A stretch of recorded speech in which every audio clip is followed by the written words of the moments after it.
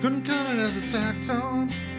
I couldn't cut it as a poor man preaching. We're going round and raising women. Gave them something, but I still ain't revealing. So is this why you've denied me? Peter, why you denied me whilst I'm up on this cross? Now it's thrice you've denied me. Now my weekend is lost. Judas came in, then kissed me. Now I'm hanging like a fruit on a tree. These nails are unfailing. Come and listen to my final wailing. Now he is gone. Fuck me then. Guess he's leaving me at the very end. These 4 words in my head scream. We haven't done it. Why? You're all just stood there watching. Help me. Don't know why I danced to absent. I said it's in you and I swear I will do. Years count about 2,000, but still I promise it'll happen real soon. Why the need to remind me of all the things I've said? Why do you remind me of all the things I've said? It's not likely to be coming. Word up, yo. How y'all doing? How's things out there in the void? I'm Zach. This is the Shaken Fist, and as it is on Tuesdays now, I am joined by one Jimmy Tux. How you doing, Jimmy? Hi, good afternoon. Sorry we're a little late, but you know, it happens sometimes. It's life. The honeydew list waits for no man. So before we start today properly, I should have talked about this yesterday, but I completely forgot. Yesterday was one Terry Pratchett's birthday. So instead of honouring our Lord and Saviour, Sir Terry Pratchett, today we honour the one who is above, Sir Terry. Oh, I said Terry Pratchett instead of David Attenborough. I did. So instead of praising one Sir David Attenborough, we're going to praise one Sir Terry Pratchett for his amazing literary works. That everybody should read, and I do still plan on making this fucking book club for it, because I hurt myself, and now I'm not as hurt, so I'm going to do it now. So we're all going to read Discworld together, and you're going to like it, because Discworld's fucking amazing. Discworld. I got to check it out. Word up, BS.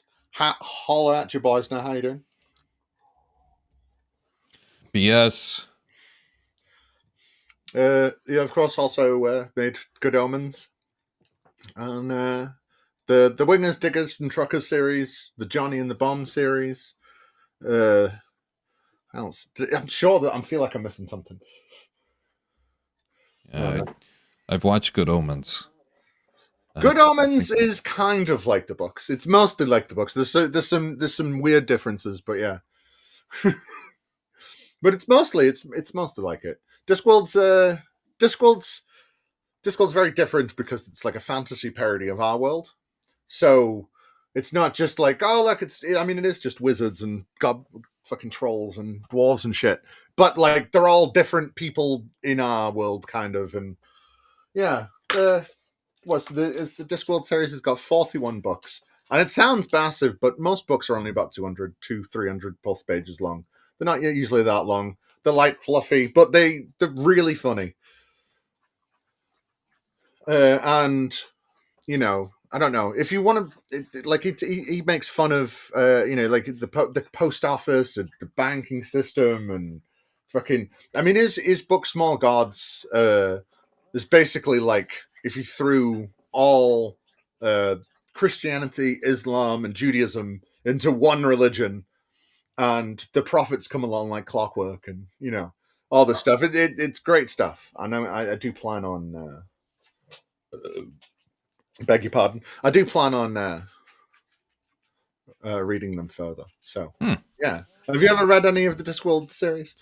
I don't normally buy stuff on audiobooks. Dyslexic in me, usually. Well, they've just brought out a new series of audiobooks that have got a lot of people on them, doing different voices and stuff. Because there's like the Discworld series is more of a setting where there's like different characters that have their own series in the world itself. So there's like the watch series about like the city watch of the biggest city.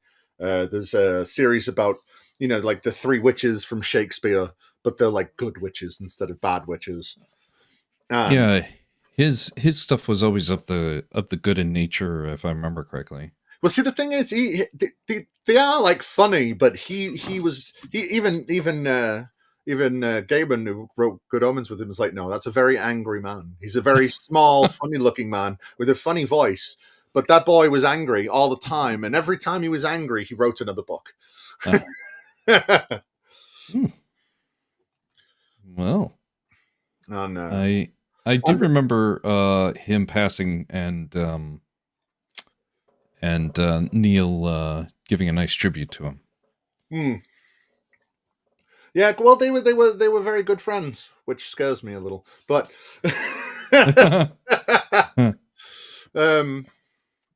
but his daughter makes video games very, very decent. She wrote the reboot of the Tomb Raider series and stuff like that. So they're big writers, and all his stuff is just the best. He's got really good films. Was it me and Jess over Christmas watched Hogfather together, which is basically where death becomes Santa Claus because of how belief works in Discworld. Belief, when you believe in something, it happens, and it is.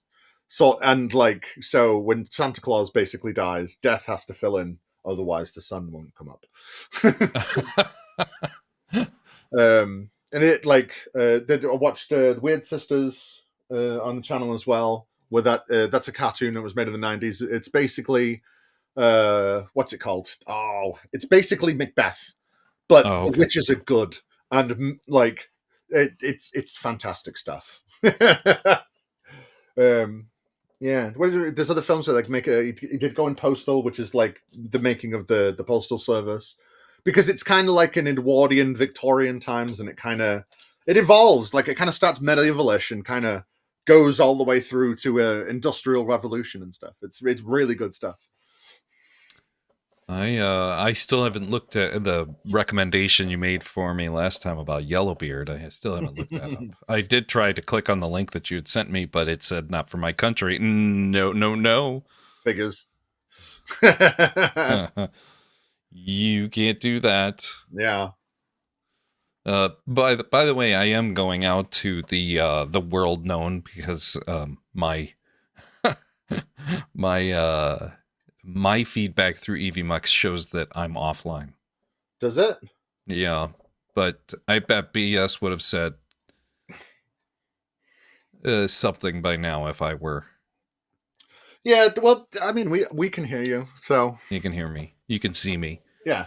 All right. So somebody's getting impatient because I started streaming on Twitch as well.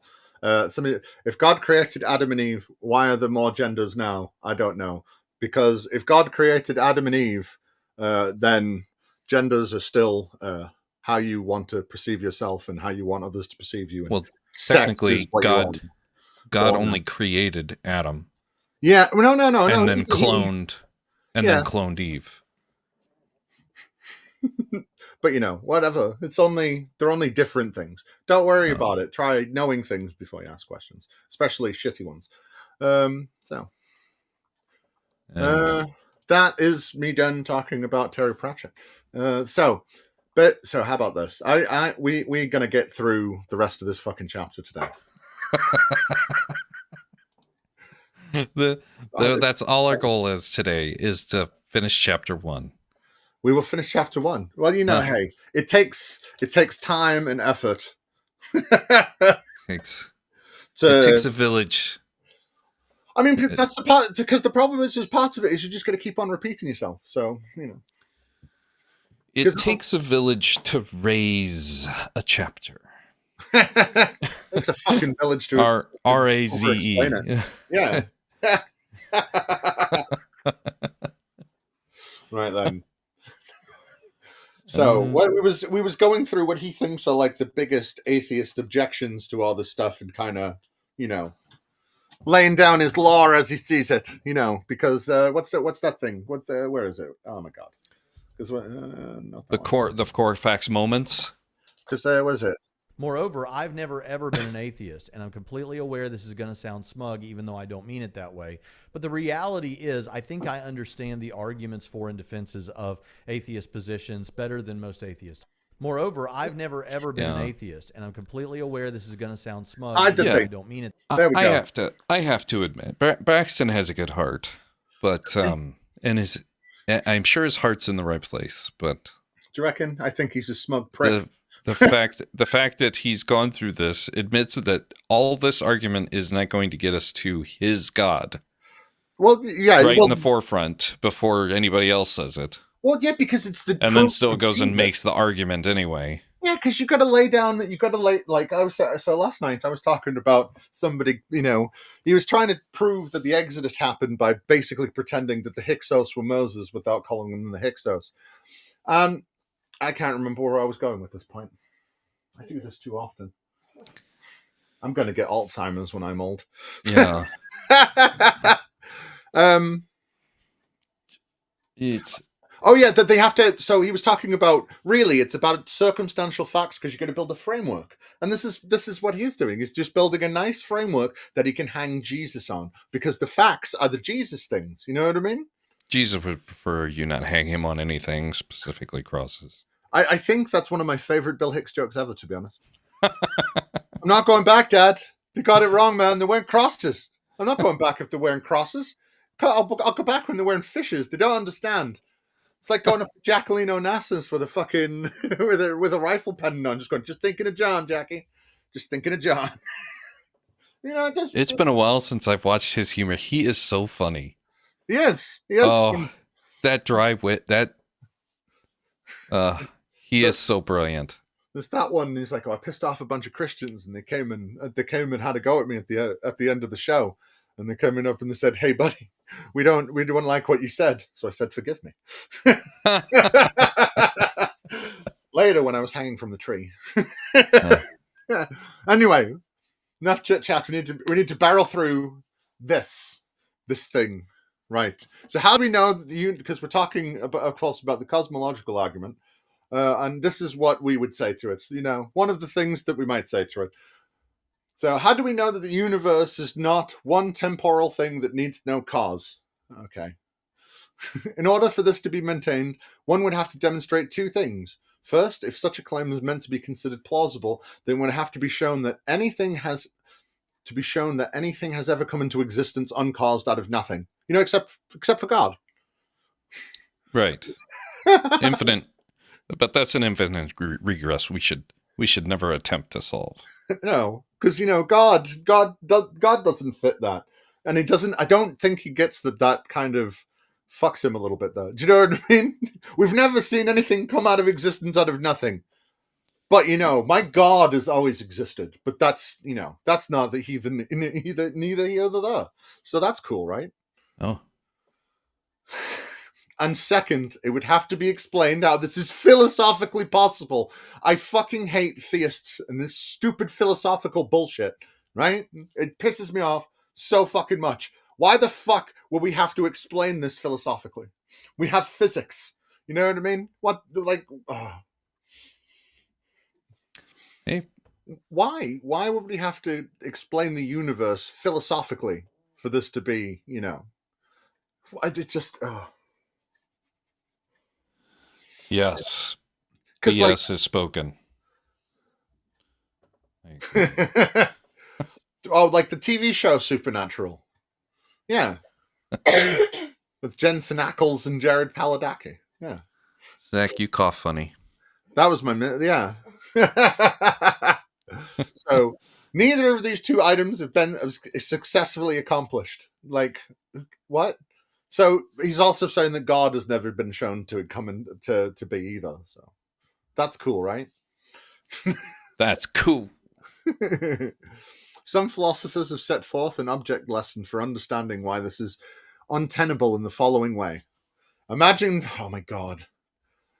finding an orb of some kind in a field. You might not know what it is, where it came from, but you'd be certain it had a cause of some kind, you know, like a watch. Now imagine that this orb is as large as the field itself.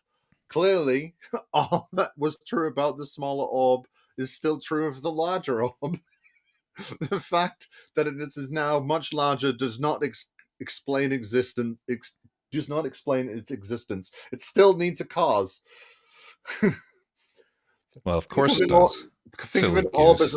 think of an orb as a large planet. Does it need a cause? Clearly, it does. What about a watch? Does a watch need a cause? How many times do you think he's going to come back to the watchmaker argument in this? Because we're only on page we've just started page 13. He's already done the watchmaker argument 3 times. Well, one of the things that I'm frustrated, I guess, is the definition is that I don't believe in God. Now, is saying I don't believe in God saying I don't believe in a creator? Or is it just believing that there could be a creator? I'm agnostic about a creator, but I'm an atheist about that there's a God. You could have a creator. Yeah. We don't know what that creator's name is. I think the best example I ever heard of that was if there's a jar of jelly beans and somebody looks at that jar and says, well, I believe there's an even number of jelly beans in that jar. And it's just like, well, we can just go count and make sure. It doesn't mean I'm automatically, just because I don't believe that there's an even amount, automatically assumes that that there is an odd amount. Yeah. So this counter to the watchmaker is that I don't believe that there's a God. I don't believe that there is an entity named God. I don't believe that. Doesn't mean that there could be a creator. We could have been created. There could be a first mover. We could have had some variation of a combination of a creator and an evolution. There could be evolution. Right. I am agnostic about all of these things. The orbs and where they came from does not necessarily mean that there was a God that did it. Yeah, but it's an orb, and the orbs are special because they're orbs. The special orbs that are from God can only be caused by God. Manna. Orbs of manna from heaven. Manna from heaven. But like my counter to all of that is, can we show that the universe had a beginning? Because like we can't see beyond the cosmic radiation background. What if there's stuff behind it? Mm-hmm. Do you know what I mean? What, like, we have there was a guy that came off the James Webb Telescope that started going, hey, maybe we're in a black hole. There's weird things at the edge of the universe that seem to indicate. So maybe the universe is so much more incomprehensible than we could ever imagine. And I'd like to see where the beginning of the universe begins. Because if it's just the Big Bang, well then, what if there's other stuff there and that caused the Big Bang? Like, yeah. It's just, we don't know because we can't see past it. But hey, when he says that, it's a quantum foam and the quarks, you don't know, so it's God. Well, what if you don't know that the universe had a beginning? What is that? All this assumes that it definitely started around 14.7 billion years ago, when that's not necessarily true. I cannot tell you the moment something happens. For instance, I can be walking in the woods, and I have to do nature's call, right? I can't tell you exactly the moment that my urine hits the ground and is ambiguous and doesn't affect the area. I can't tell you how much rain that interacts with that urine that turns it into an ammonia. But I'm pretty sure it can be replicated at the very moment that the nitrogen turns toxic. Right. Somebody has that answer. I can't see it physically, but I know enough about science to know that it is going to happen eventually if urine and water mix it just the right, that it'll become toxic. I have no idea why you started talking about this. Well, the chemical interaction of it being, when it's toxic, clearly will knock you out. Hence, if you've ever had the diaper bin bag burst at the wrong time. Right, I still don't get where this is going. Well, there is a moment of creation for everything, including diaper urine becoming toxic and Right. blowing your eyeballs out of their sockets from just an inhale of that interaction, that chemical reaction. Right. Okay. Oops. Oops. Fair enough. What about the composition fallacy? One makes the mistake of the composition fallacy when he asserts that if something is true of the individual parts of something, that it must be true of the whole. For example, someone might mistakenly argue the following: dogs are made of atoms. Atoms cannot be seen by the naked eye. Clearly, well, therefore, dogs cannot be seen by the naked eye. Clearly, this is false. But Atheists. isn't the entirety of the Kalam cosmological argument essentially asking the question, there's invisible things that exist, therefore my invisible God exists? Well, yeah, basically. Yeah, but we're not. But the thing is, right? You know, he's talking about what we would say. He's not talking about he's talking about how we're wrong about things. You know what I mean? Of course. Yes. I should have known. So he says atheists sometimes argue that theists make the same mistake. The fact that everything in the physical universe requires a cause does not necessarily mean that the universe itself requires a cause. However, this is merely more of a firm presentation of the former objection. The second item mentioned above still needs to be satisfied in order for this to stand. Okay. But the thing is, right? He's acting like, you know, the universe is God was just alone outside on his own, right? And then he made the universe. Except that's not what the Bible says, though, is it? The Bible says that the waters were up there, and he was in the waters, and he moved above the waters and through the waters or whatever, right? And then later on, It says that he even fought Leviathan and conquered Leviathan, you know, in the waters before creation. And then he separated the waters to make everything, right? So there was plenty of stuff before the world was created. And his own Bible says it. But they don't like that sort of talk, do they? Well, I think Dan McClellan makes a pretty good video a couple of weeks ago that the translation of "in the beginning God created" is a mistranslation, and goes into some pretty good detail about the simplicity of, he's basically referring to and I think Paul Gia famously used this analogy: a chair can be made, and we don't even need to know the creator to see that a chair came from other stuff. Well, the chair I'm sitting on was made from stuff that came from other stuff to assemble this way. Even if it's a simple wooden chair and some notches made into the wood. But like... And no glue, just wood. That chair came from stuff that existed. Yeah, and like, if it's in the waters and there's other things there, right, then that also means that time existed because causal events happened. And he said he's God's outside time and space, but if he's out there in the waters and A after B happens, well, there has to be causality equaling time.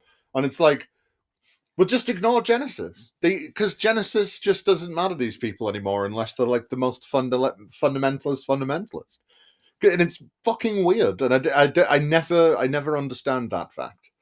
It's like, well, if we'll look at the universe for how it is, and we'll make up arguments about that, and we'll completely ignore what our Bible says about the universe. It's mental. I feel the mentality. And we got a call moment. If the universe has always just existed and had no beginning, then it doesn't need a cause such as God. That's what some atheists argue, that the universe has always existed. Don't be fooled.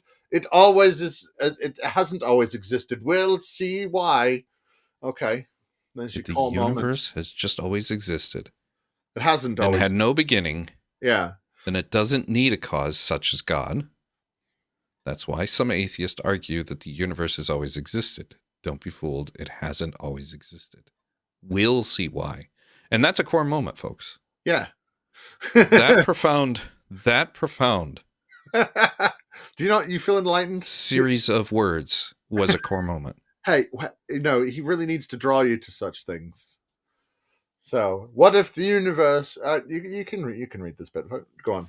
What if the universe is infinite in its existence? The objection challenges the truth of the premise 2 directly. Many thinkers have argued that if premise 1 is true, but premise 2 is false, then there is no good reason to conclude that the universe requires a cause. On this view, the universe had no beginning. Instead, history stretches infinitely into the past. However, the 21st century is a difficult time for advocates of such a view to make their cases. Though it is not in the case a century ago, modern science has arrived at a sense of clarity regarding the beginning of the universe.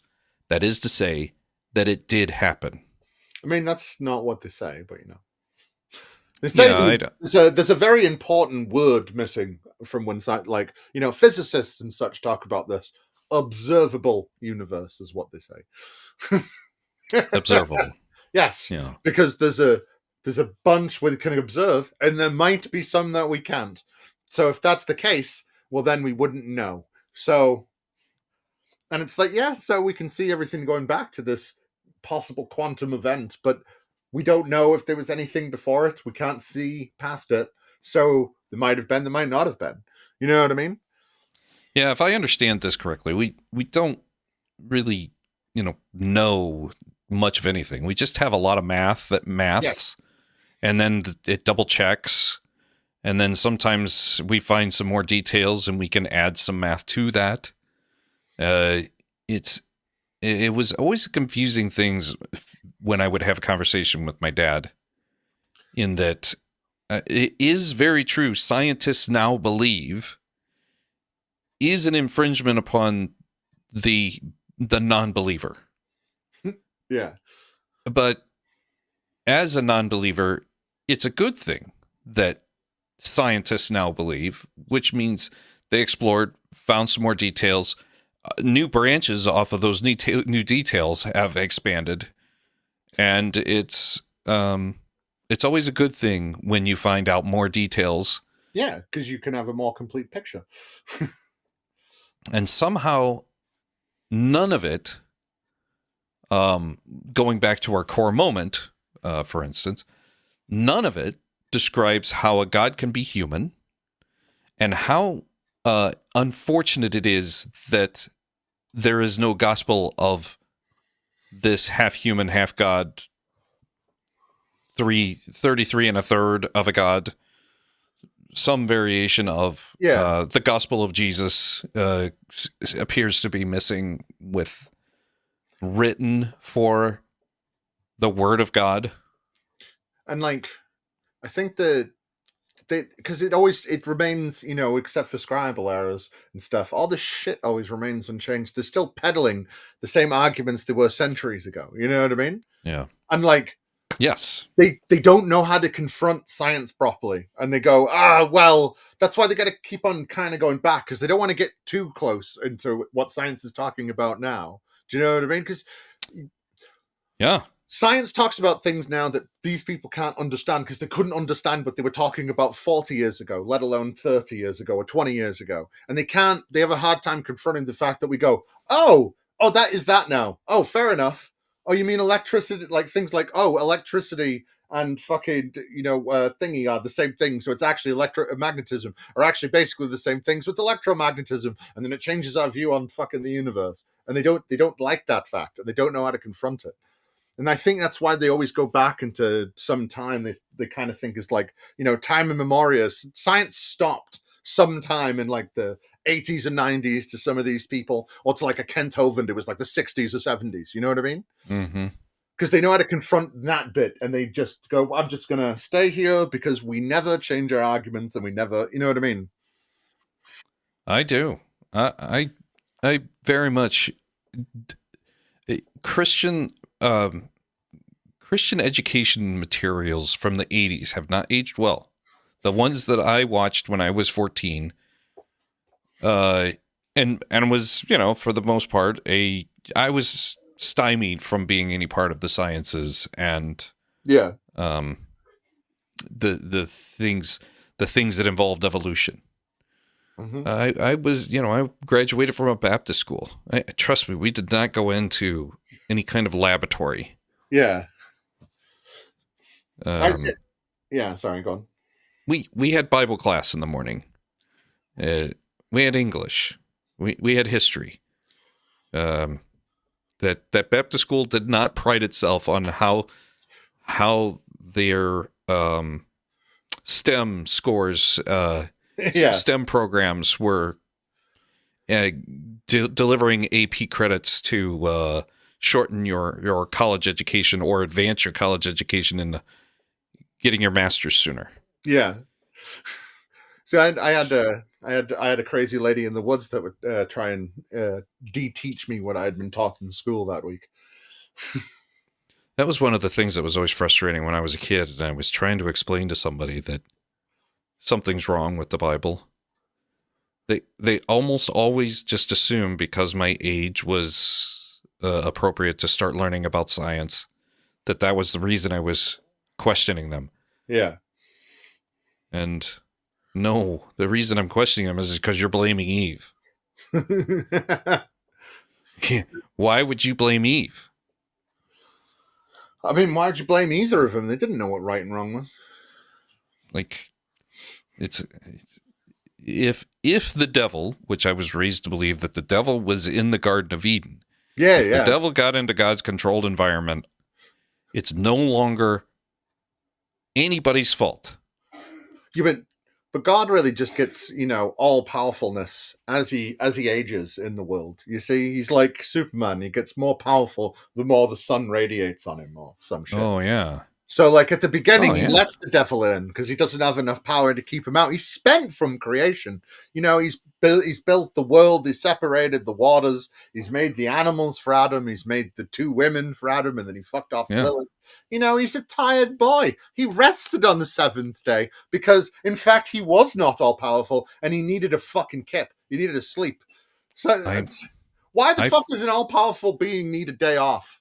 I would like to find out on God's iPhone what app he uses to give directions, because it is apparently amazing for the devil to find out where in this vast universe these two humans just got created. And by the way, there's a fruit tree that they shouldn't eat. Yeah. Right. So we're getting off topic. We need to. Where were we? As far back as 93. Oh, yeah. As far back as 93, George Smoot claimed the question of the beginning is an inescapable of cosmologists, and it is for theologians. His compatriots have echoed this sentiment with a resounding declaration that according to the best scientific evidence available, the universe did indeed begin to exist a finite time ago. Alexander Verlaken writes, "It is said that an argument is what convinces reasonable men, and a proof is what it takes to convince even an unreasonable man. With the proof now in place, cosmologists can no longer hide behind the possibility of a past eternal universe. There is no escape. They have to face the problem of cosmic beginning. Such certainty has come for a couple of reasons." Because we're all hiding, you see. We're hiding behind, the universe. Yeah. So, also, all of this still ignores the cyclic universe hypothesis. cyclic universe hypothesis. Go on. So that the universe expands and then say, like, supermassive black holes get too big and start pulling things back together. And then, in a couple trillion years' time, it comes all back together, and then it goes, it's too much stuff, and then it blows up again. Oh, yeah. So, like, we wouldn't be able to find any proof of this because we're too early in the universe. We can still see the Big Bang. So theoretically, there's a time in a few billion years' time or whatever, we are not going to be able to see the remnants of the Big Bang anymore. It's going to be gone. And we'll never see that. So we'd be able to see behind it. You know what I mean? And so we'd have a better idea. And if you existed in that time period, you would never be able to tell that the universe had this sort of epochal starting possible point, because the cosmic background radiation would be gone. So we wouldn't even be able to tell things being pulled together. But universes collide, supermassive black holes collide, and, gravity wells get bigger and bigger. We're so cute at this age, I'm sure. Yeah, we're just spawned first life, and it's nice. Yeah, only cover, it's been, yeah. Anyway, carry on. Let's see. Such certainty has come for a couple of reasons. First, in 1964, Arno Penzias, and Robert Wilson discovered what is known as the cosmic background radiation of the universe. This is a field of radiation unaffiliated with any specific star or body and is uniformly dispersed throughout the universe. It represents clear evidence of a cosmic event that took place in and via the origin of the universe itself. He doesn't even understand what the cosmic radiation, but what the cosmic background radiation is. Yeah, I don't know what it is either. I have no idea. So he said, it's uniformly dispersed throughout the entire universe. That would actually be dark energy and dark flow and such. The cosmic background radiation is the farthest point in space we can see, and even our radio telescopes can't. Oh, got it. And we don't know if they reckon that is the remnant echoes of the Big Bang itself, because there's no stars and stuff, and then you start to see the first quasars of the first really old, and the really first galaxies are out there and stuff like that. And they go, this is, and then you can see, the darkness void, and then the cosmic radiation background. So your background now with the turtle, for instance. Well, yeah, the Greater Tuan exists on the edge of the probability curve of the universe, so it's well out there. You know what I mean? Nice. It's how it's explained in the books. So, was it? Carry on. Oh, let's see. Where was I? Arno Penzias explained, astronomy leads us to a unique event, a universe which is created out of nothing, one with the very delicate balance needed to provide exactly the conditions required to permit life, and one which is an underlying, one might say, supernatural. Yeah, it's all a plan. Supernatural plan. Yeah, it's all a supernatural plan. Clear scientific support of the truth of premise 2 would be difficult to find. No, it's just humans going, well, we can't see further than it. So it's not the edge of our technology. It's nothing else. It's literally the edge of the universe. Outside that is Godland, you see. That's where heaven is. It's on the other side of the cosmic radiation, cosmic background radiation. That's where heaven is. That's where the angels are and all the stuff. God bless us, everyone. So, all right. Let's see. I'm going to try to read this off of... Well, I'll read it while you get up on something else.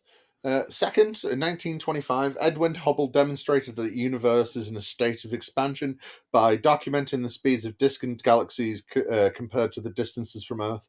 If the universe is expanding from a central point, then it follows that it began to expand. If one considers the reverse of the expansion, it becomes clear that the local origin was incredibly small, dense point outside of and before which there was literally nothing. As some of today's top physicists explain the universe began from a state of infinite density. Space space and time were created in that event, and was so small, and so was all the matter in the universe. I mean, it wasn't. That's not what happened. And it's not meaningful to ask what happened before the event. It is like it's like asking what is north of the North Pole. I mean, it's the South Pole. You go south from the north. It's not hard. Similarly, it's not sensible to ask where the event took place. The point universe was not an object in isolated space. It was the entire universe. So it can only be that event happened everywhere. I mean, it's only math that says this. See, the thing is, right, even what he's like, they said, this created all the matter in the universe. Like, we didn't create all the matter in the universe. It created hot, dense plasma that was too hot to create matter. And once that started to cool, then matter began to form. Because the universe is reactionary, and there's no supernatural plan to it. Everything that happens in it is because of a reaction with something else. It's not made by something else. Something reacted with something else. Everything in the universe is a reaction. And it's a simple intentional misunderstanding that all Christians abide by.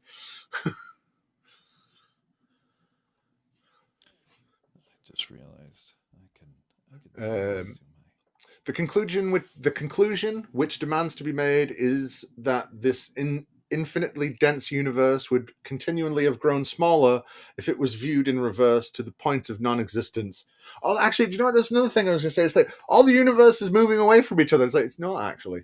You can tell that there's bits of the universe, traveling into each other. Like how Andromeda is going to collide with us. Our galaxy is part of a cluster that's part of a supercluster that all spiral around different central points. Yeah. And then there's things in the universe, like the Great Attractor, that's on the other side that we can't tell what it is, but it's dragging us towards it. Right. And we can't see it because it's on the other side of the center of our galaxy. It clearly appears that we are falling like Wile E. Coyote all the time. Yeah, we have to be. That's what weightlessness in space is. That's why we replicate it in the is it parabola fights or parabol? There you go up and you dive down. And it makes you feel weightlessness, and that's what's happening in space because nothing's holding us up. Yeah, we're just attached to this planet. Vaguely, yeah. Yeah, we are centrifugally forced to this planet. No. We have a dense core that pulls us down. A dense core that pulls us down. Yeah. Okay. Yeah. Got it. Centrifugal force is outwards. So, like, if you put a bucket and you spin it, it goes outwards. That's why the water stays in the bucket. Right. I think. Someday we'll hit the bottom wherever that is. Like I said, I think I said this in the last one. To me, the galaxy resembles a toilet flushed. We're just in the old man's crapper. That's how we got created. And a wow. Cause. Yes. Wow. Central fecal force. I had some of that before. Exactly. Hey. That's funny. Is it time for a drink? What time is it? Oh yeah, it's drinking time. Oh. Thus, we have a second scientific argument for the beginning of the universe. For both of these reasons, it is not scientifically feasible to conclude that the universe existed infinitely into the past. However, there is powerful evidence from philosophy that counts against an infinite universe. Man, yes. They like putting in the science when they think it supports them, and then they go, yeah, but it doesn't matter. Philosophy matters more. Why can't you make the correct arguments? It doesn't matter what science says. You've got to make the correct arguments, and then science doesn't matter. And that's also, a perfect way to put it. Yeah. That's also, exactly what, yeah. Don't think of it as God must have let the devil in. Don't think of it as the devil just has a boss that's worse than he is and we call him God. Don't think of it that way, little Jimmy. Yeah, you got to love that philosophical evidence. You know, Yeah. I've learned by rote that you say point A to point B, and then point C is profit, and then they believe you. And the thing is even these scientists, and not the ones he's talking about, not Gart Richards or fucking whatever, they say that if there was such a thing as the singularity where everything was there, then that was still made by something, but we don't know because we couldn't possibly know. So that's why it's like, well, what's the point? You can't say what's beyond it, so don't. What's the point in asking about it? That's what they're saying. But it doesn't matter what they're actually saying, as long as you can, you could just point it to God. You just make it a little bit more vague, and you go, see. Yeah. Yeah. All So, right. a core moment. You go on. Core moment. All we have shown in our response so far, could you hit the plus button just a touch? Like, could you just one? All we have shown in our response so far is that everything we observe in science indicates that the universe began to exist. Get ready. Are you ready? I've been ready. The rest of our response is the most complicated point of the whole book. Damn, just stay with it. He did it.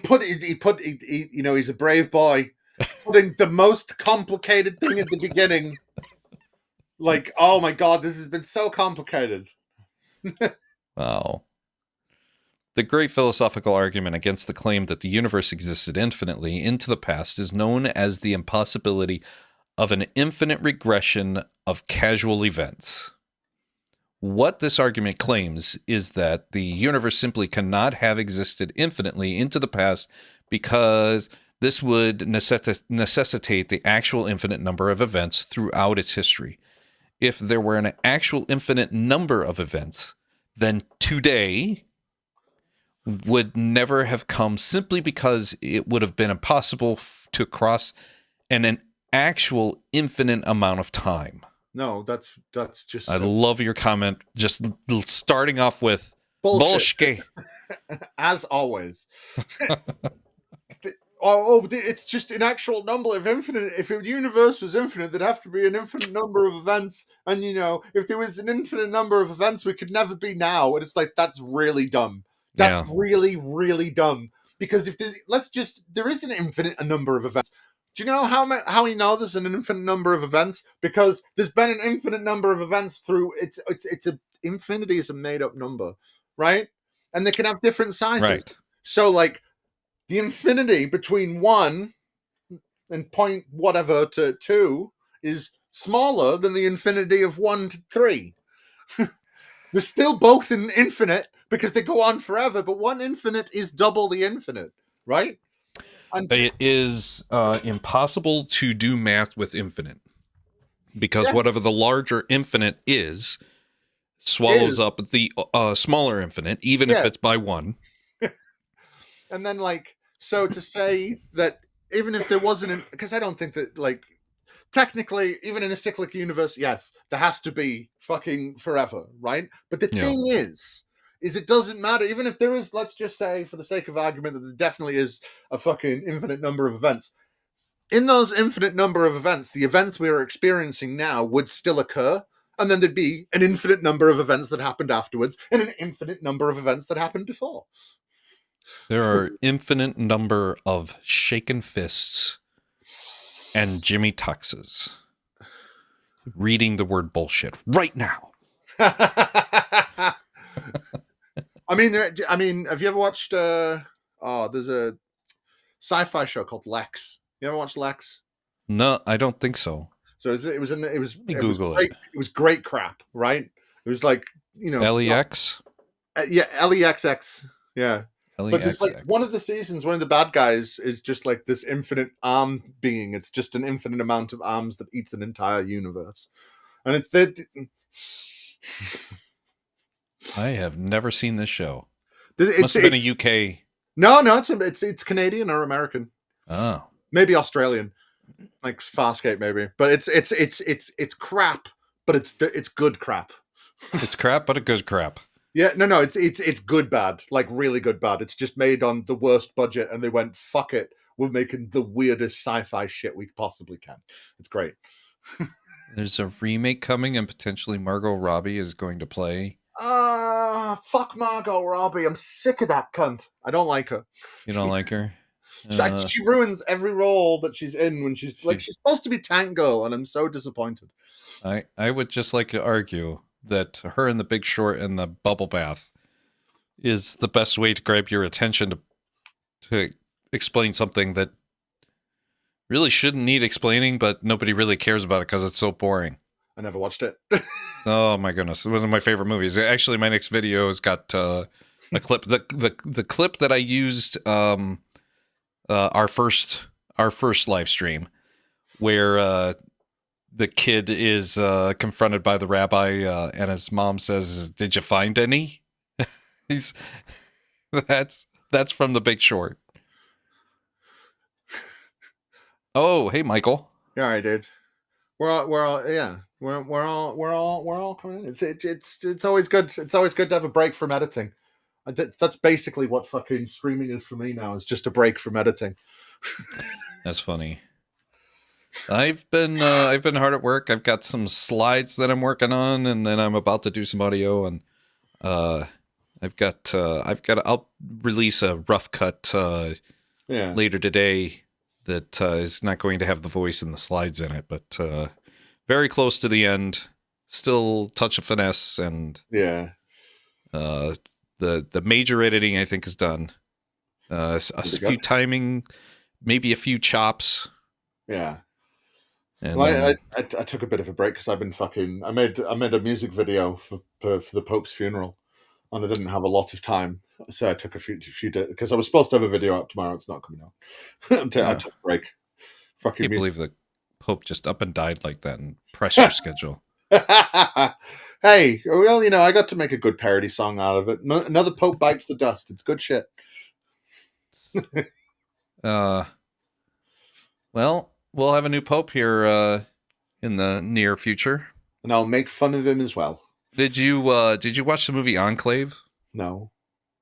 Yeah, it's pretty good. No, I was busy doing things that were important, like playing Sniper Elite 5. Nice. I've never played. I get sick when I play first person shooters. It's a third person. Oh, it's a third person shooter? Oh. I usually do well with those. Sniper Elite's good shit, especially if you like sniper games and like stealth. Huh. Like stealth in World War II and shit. Yeah, I haven't played any in a long time. Sacred 2 was the last big game, which was kind of a D&D. No, yeah, I remember Sacred 2. Sacred 2 is great. I had a lot of fun with Sacred 2 back in the day. I did too. I still enjoy. I take some inspiration from I always played the Inquisitor, and I take a little bit of inspiration to the logo. I think I've got it on this guy. Can you see that? Yeah. A lot of the inspiration was from Jedi, and then D&D, the Shadow Assassin that I played in Baldur's Gate. Yeah. And the Inquisitor. So that's why I have this somewhat creepy looking hooded guy. Yeah. Stoic, a very stoic looking monk / Jedi / Inquisitor. Yeah. Sorry, Mike asked something. Yeah. I edited all over the shit, all over this fucking PDF.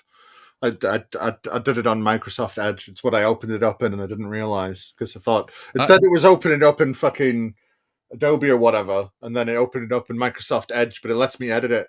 So I'm like, fuck it, whatever. Wow. Right. To understand this claim, one must have an understanding of what is meant by an actual infinite. A potential infinite represents an idea which exists only conceptually. For example, we can imagine that time may continue into the future indefinitely. That means it will never end. Likewise, if we can likewise imagine that if we were, oh my god, my brain, if that we were able to move towards a given point and only move half the distance each time, we could make an infinite number of moves because there will always be another half distance we could traverse, no matter how small. You always gotta love, is it Zeno's arrow? Or is that the Discworld version? A man running away from an arrow can never be hit. Right. I was just going to say, the amount of infinite time determines if it's possible to gain that territory. My question is, right? Can you have an infinite forward if there's no infinite back? Ooh. Well, can you step one step sideways and let it run itself? And then jump back on? Maybe. There's only one way to find out.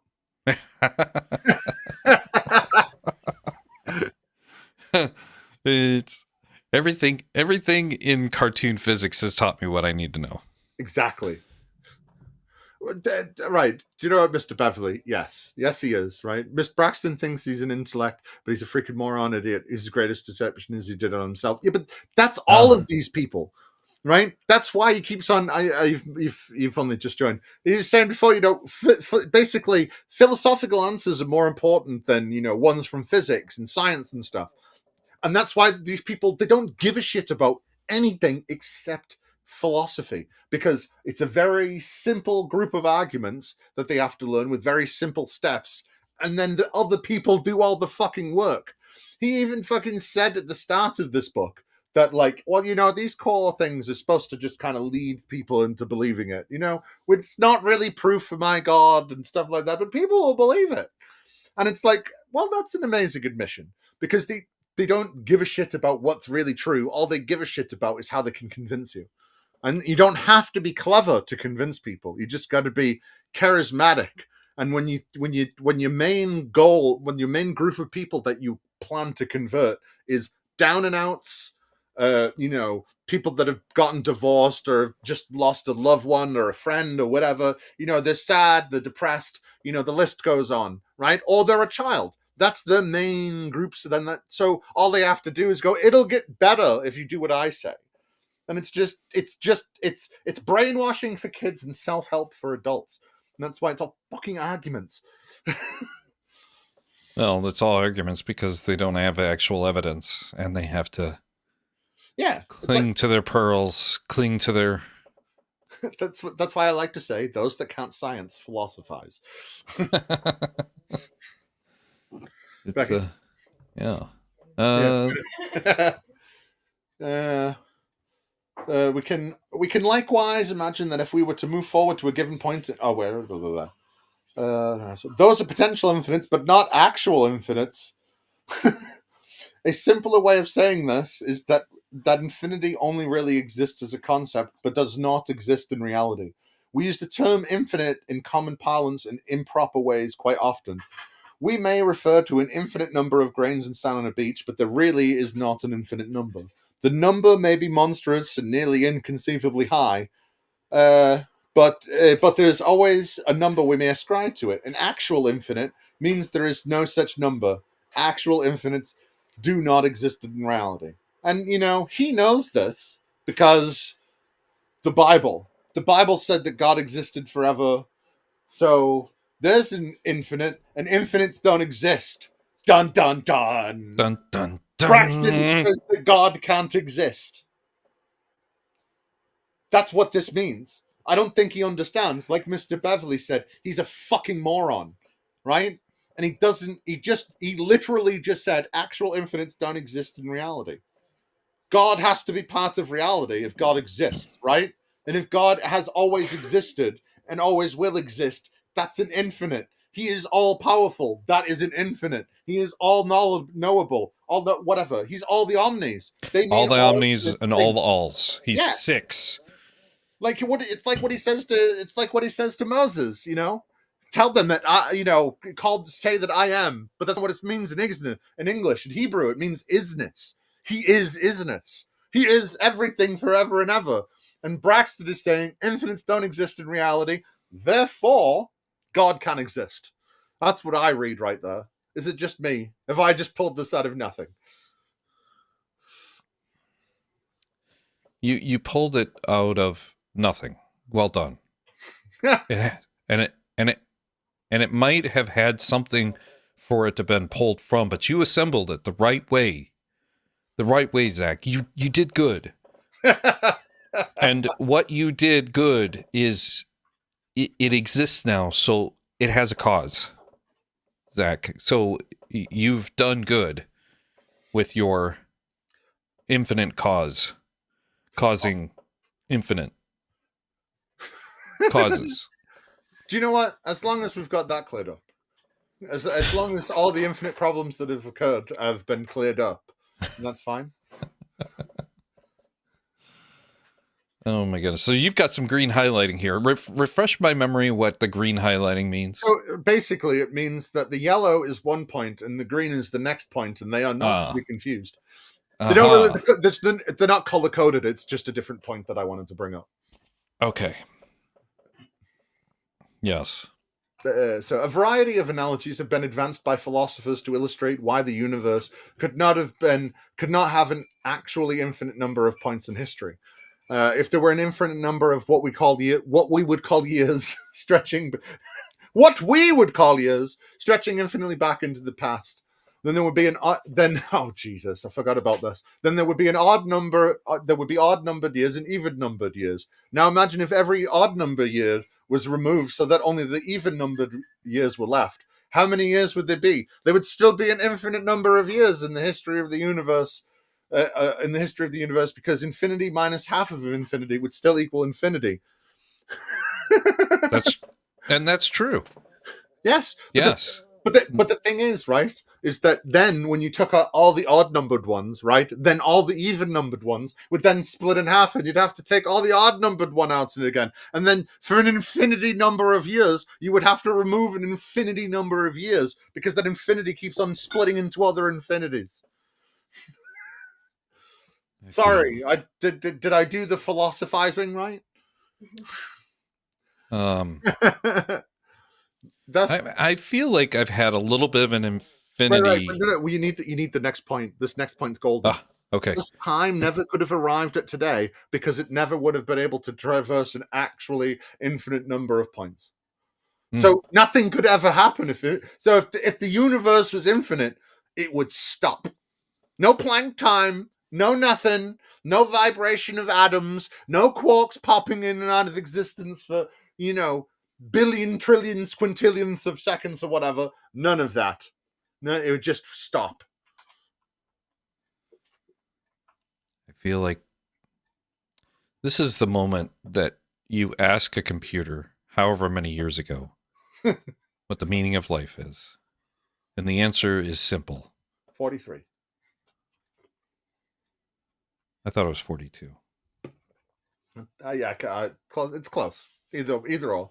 Which I always thought was odd because that's Jackie Robinson's jersey number.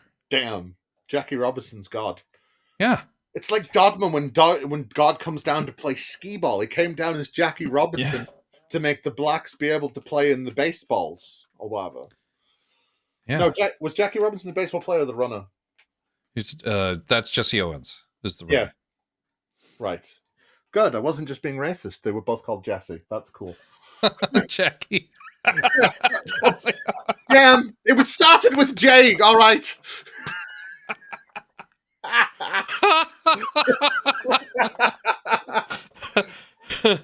That's brilliant. That's brilliant. Let's drink to that. Cheers. Sorry, B.S. Lewis has dropped the drink. So, all right, then. I suppose I'll have to drink as well.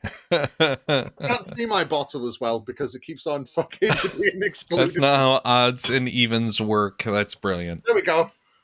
Brilliant. I've got some Singleton, though.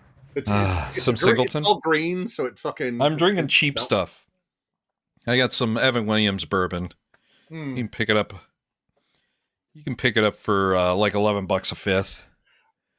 It's one of my favorite bourbons of all time. If I can get my hands on the green label, it's even just a touch cheaper. See, I'm not a big bourbon guy. I'm much more Scotch guy. I can drink Scotch. In fact, I feel far more intelligent when I drink Scotch. But do I even want to try? What? Do I even want to try to sound intelligent or think intelligently I mean, over Braxtons? It might be punished in future, so I don't know. Yeah. Okay. Is he smart, Jenny?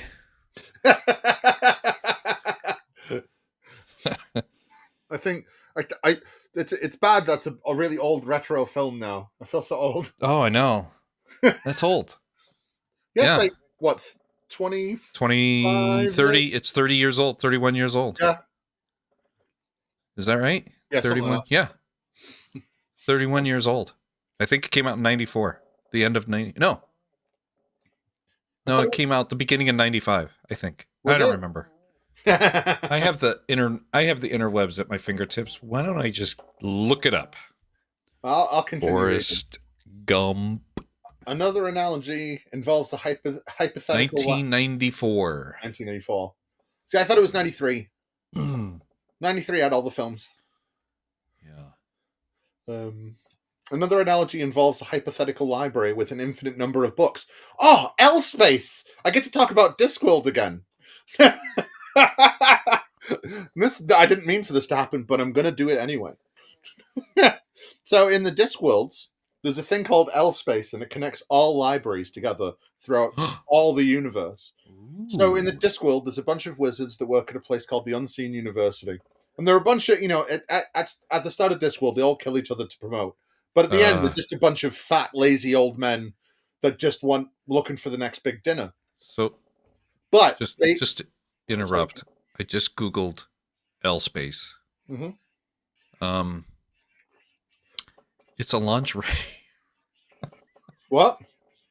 It's a nickname for lingerie. All right. So if L-Space. Yeah. So if I Google L-Space, I get nothing but essentially bikinis and. Is it just my computer that takes me to Discworld? Must be. Oh no! That's an actual that's a yeah. I think underneath it, immediately underneath that ad that's been put up by Google, it says L-Space Web, a Terry Pratchett Discworld website. Here, I'll share my screen. This is my L-Space and image search. You must. Is that? But so while he's doing this, right? So in Discworld, so the Unseen University and the Wizards, but they've had the same librarian the entire time. Oh wait, I can put that. Yeah. See, look. That is what L-Space brings up for me. It's women in bikinis. Lads.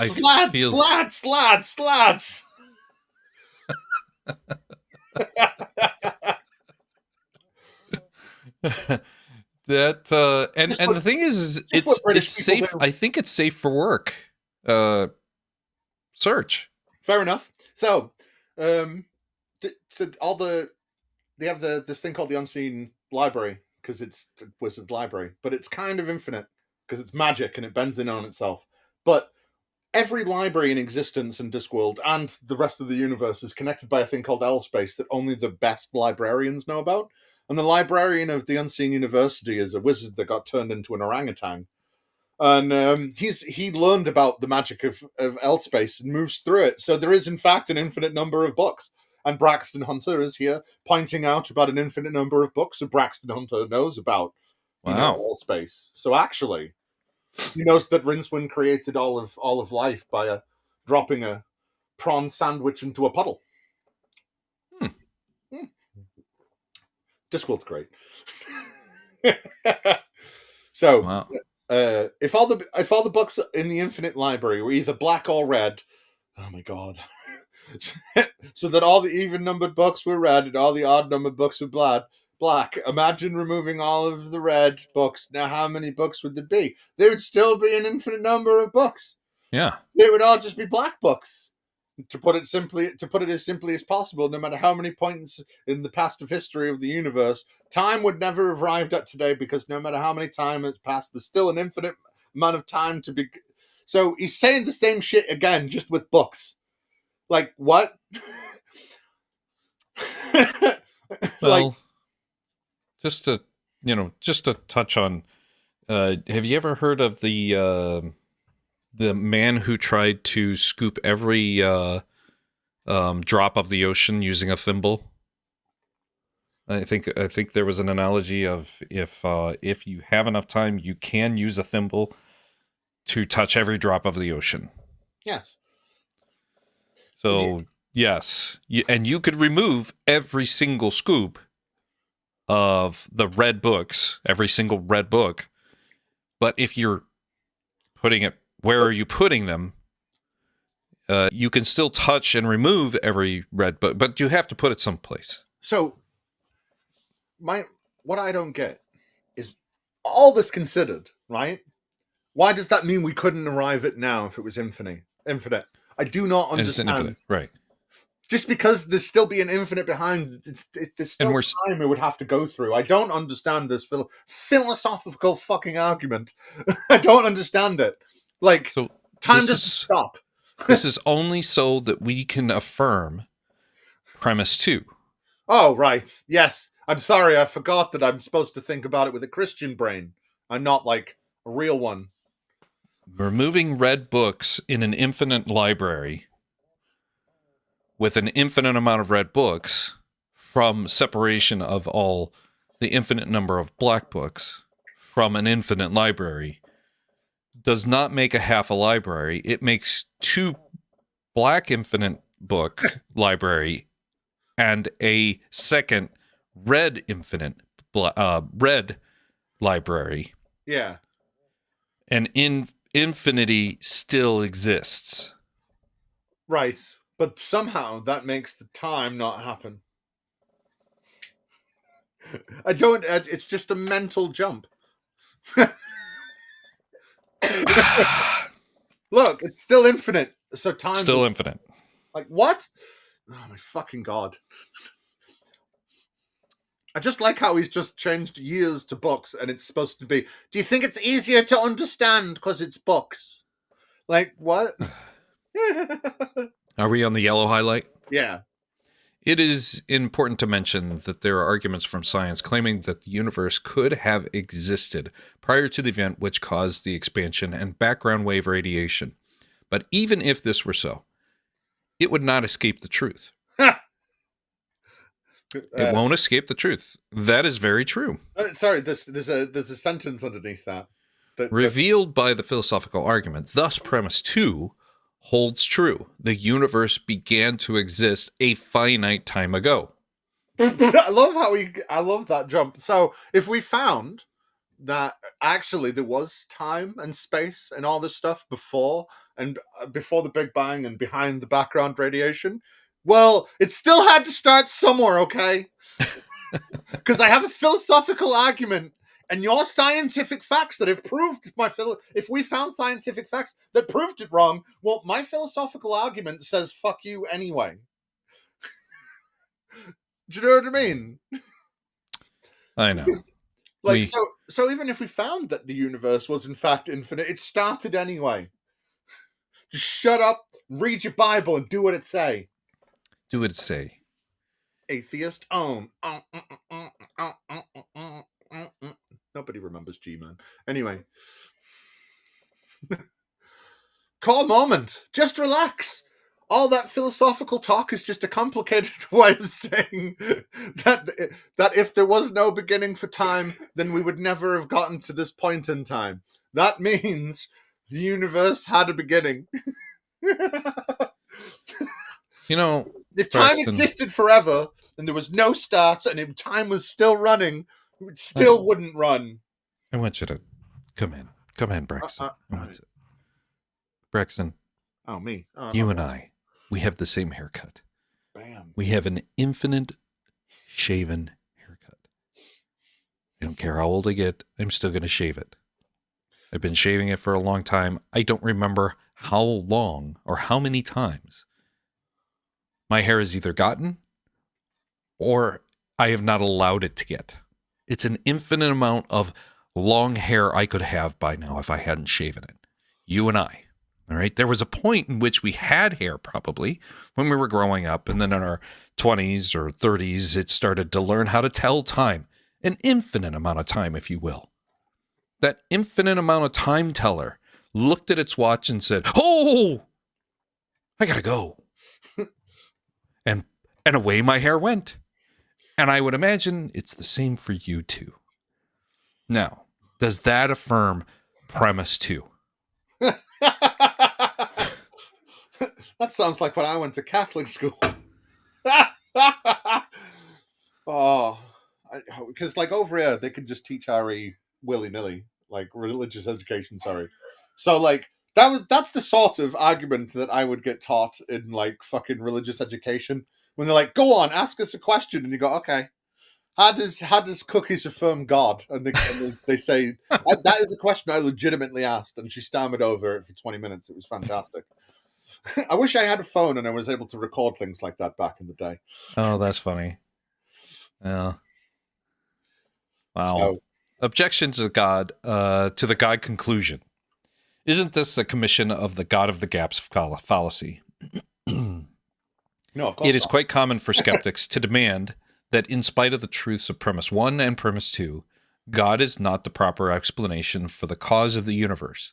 They claim that theists are guilty of committing the God of the Gaps fallacy in posing God as the cause.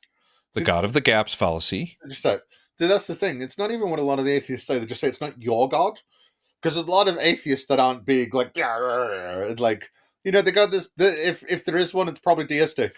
I can't tell you how many times I've said, "Great, that makes sense. Now connect the dots to your Jesus." Yeah. That's all. That's all I was asking. I don't really care about any of this. You know,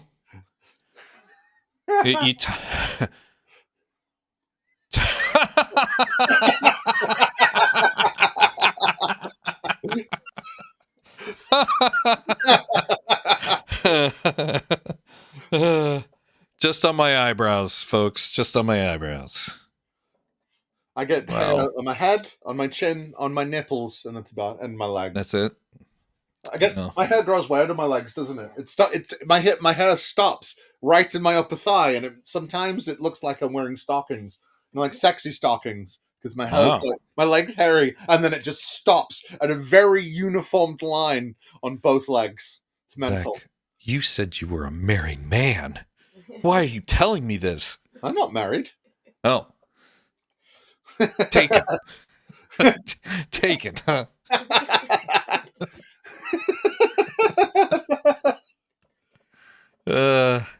Well, indeed. Well, I reply with Master Black. well.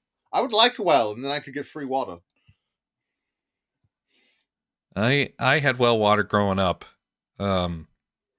It's funny. Sometimes you can have really good well water, and there's other times you cannot. So Master Bleak, we are reading Braxton Hunter's core facts and arguments for why we should all believe in one Jesus crazy. So, and each of the core facts is like a different fucking thing. We're on the cosmological argument right now, and he's telling us what us atheists think. Yes. We just don't accept the God of the Gaps fallacy.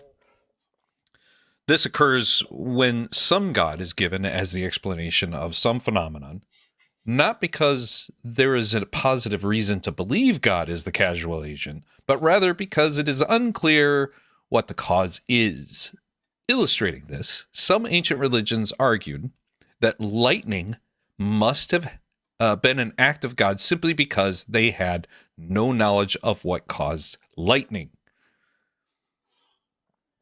The criticism is that theists are committing the God of the Gaps fallacy because they simply don't know what is the cause of the universe. And, it's not that at all, is it? No one on Earth has ever known what the cause of the universe is. Ever, to this day. Not one person has ever known. Well, not one. Unless you accept Genesis 1 and 2 as your creation narrative. Well, and you then should, all answers go back to God. Well, you should, because when we look up in the sky, right, we obviously see water. We do. We do see the... Because it's blue, you see. But that disappeared, I think, during the flood. All of that broke and No, landed down. It didn't drain the heavens. It didn't drain the heavens. No, it just flooded the earth. Okay. And the waters came from the deep. Yeah, because that also depends on which flood story you read. Because there's one where the vents open from the ground and it floods and it comes in from the sky, and there's another one where it just rains. It rained. Without the sky water, without it was the raining. space water. Big old fat rain.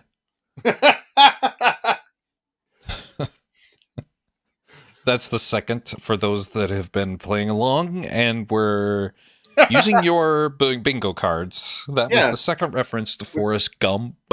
Yeah, we passed them around at the start. So if you haven't got a bingo yet, that's your fault, not ours. Nevertheless, when it comes to the cosmological argument, theists are doing no such thing.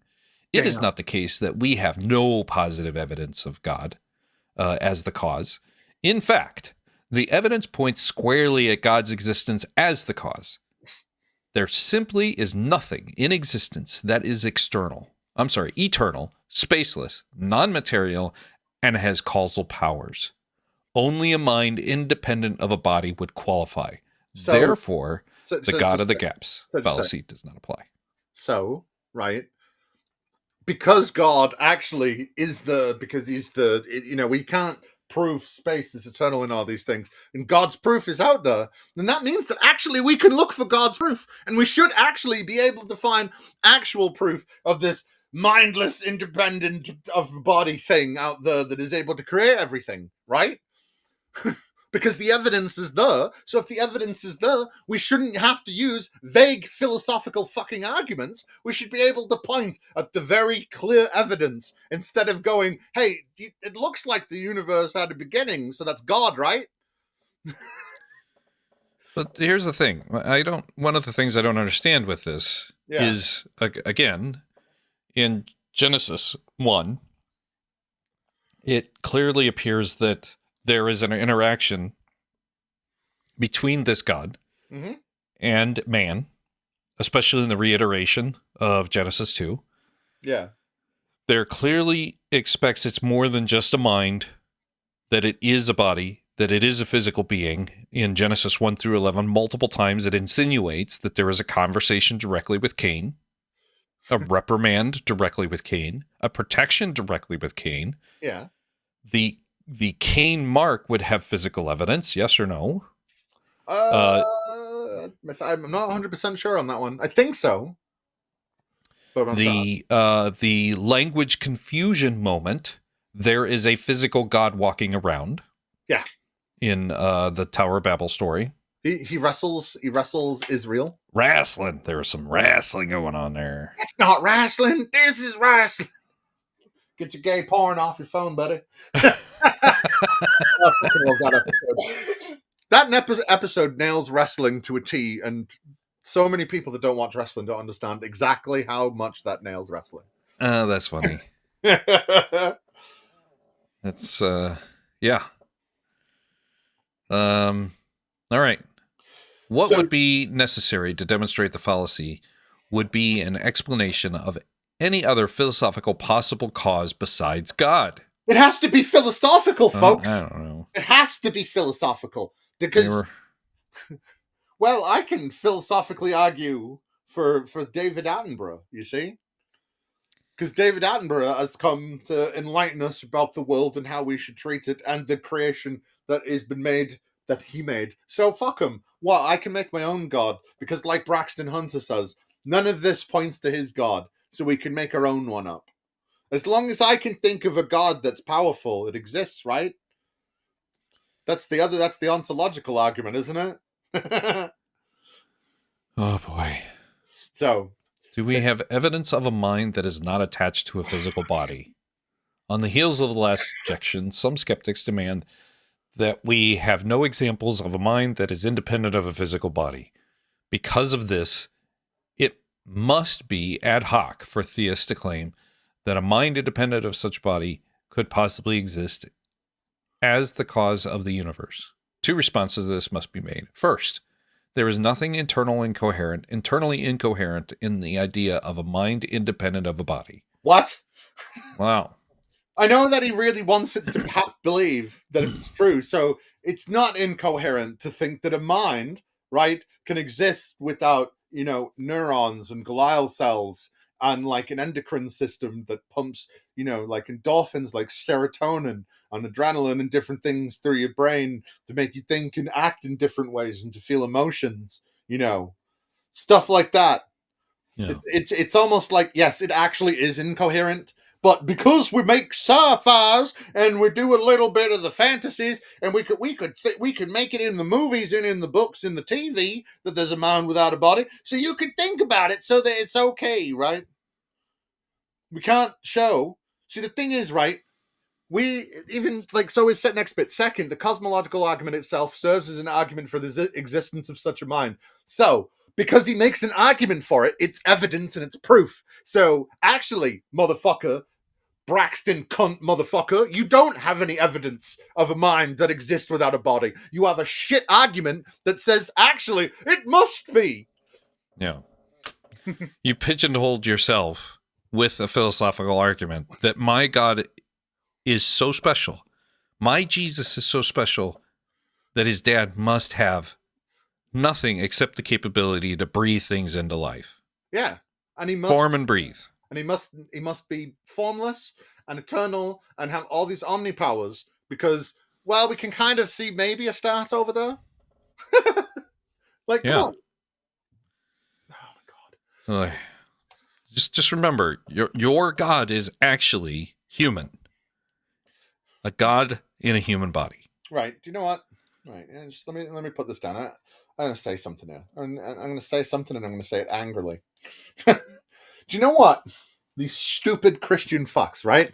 Maybe when we asked for fucking evidence, we're not asking for a series of arguments because we've heard all your fucking arguments 20 billion fucking times.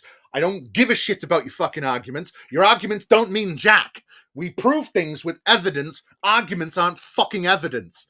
I'm sick of this shit. I'm sick of these fucking Christian fucks thinking that stuff like this is supposed to wash with us because it does for them, because it makes them feel better about their God, that they can think of fucking a 4-sentence structure that makes it seem obvious that their God exists. When we can point to many things that say, no, this isn't the way it is.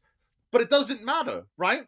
Because they have arguments, right? And we have proof. And we have proof that your fucking God doesn't exist, right? Or at least if it does exist, it doesn't exist in the way you pointed out.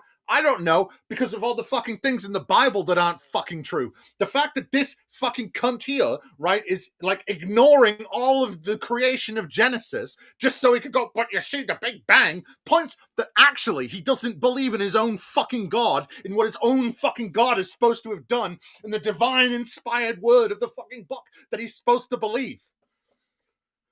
You know what I mean? It's fucking ridiculous. These people look at it and go, I just want to believe in God because I want to go to heaven, and the book be fucking damned. I know it says that we should enslave people, we should do all this. Do you know what? That is then, even though it's God's law, it doesn't matter. All these things don't matter. Genesis doesn't matter because we can see all the ways that the universe is not that way, so it doesn't matter anymore. But my God's still real. I can't believe you're saying we're committing a God of the gaps fallacy because I created a gap in your knowledge and said you don't know the beginning of the universe, and I put my God in there because, well, why not? I make it up every fucking thing else. And we're supposed to be impressed by this shit. It angers me. Yeah, what he said. Rant's over. I will just say this. When you are a skeptic and you are reading this kind of philosophical argument, all you're asking for is the snake oil salesman to actually produce the result. That's all you're doing. You're producing more excuses instead of just showing the snake oil salesman promising that if you take my elixir, you will live forever. Yeah. Oh, but not in this life. You'll live forever some other life that you haven't gotten to experience yet. So trust me, brah. Yeah. Trust me. And you don't have to care about this world, and you don't have to fucking like it. You don't have to fucking like it, because when you're in heaven for 80 vintillion years, and that's like 20 plus zeros at the end, right? You don't gotta give a shit about the 60 plus years that you spent on this fucking world, or the 10 years, the 20 years, or however long you lived, because you're in this formless void forever with God, so this bit doesn't fucking matter. So let's treat it like shit, right? Because we have some philosophical arguments that say, I'm going to a better place. This place is dick. Let's piss all over it and fucking burn it so I can go to fucking heaven quicker. Let's go to heaven. Yeah. So if it's the case that the cause of the universe, if it is the case that the cause of the universe must be eternal, spaceless, non-material, and retain causal powers, then it must also have the power of the will in order to decide to create the one universe from nothing. See? Look at that proof! Did you see that proof? There's this. We got proof. That's the most proof. I'm so astonished by proof that I need to have a smoke and rethink my life choices. Yeah. Because serves as an argument for the existence of such a mind. So my 3 sentences and a conclusion. Yeah. And it sums up all of existence. Wow. You know what I mean? Yeah. I think I'm going to pack it in and become a preacher. I think a lot of people did, and I think that's part of the problem. You know what I mean? Wow. I think a lot of people decided that they were sent by things, because why not? It makes money, right? Well, you know what? I don't need to pay attention to Braxton. I've already read Romans 1:20. Oh. I now know the truth. I'd been afraid to acknowledge it until now. But I get bashed by this argument has made me see the error of my ways. I now know the truth in my heart, because the argument for the Kalam cosmological argument is so hard to interpret and easy to understand. Only you follow its 3 simple questions. 3 simple statements and a conclusion. Step 3 is profit. Lord, won't you buy me Mercedes Benz? I'm definitely convinced. Yeah, Andrew's convinced. Woohoo! I think we're Braxton, all. you got to convert. I think you've convinced us all with his sound logic and reasoning. Wow. Isn't it possible that science will one day provide a natural cause for the universe? The problem with this question is threefold. First, it represents an unbridled skepticism.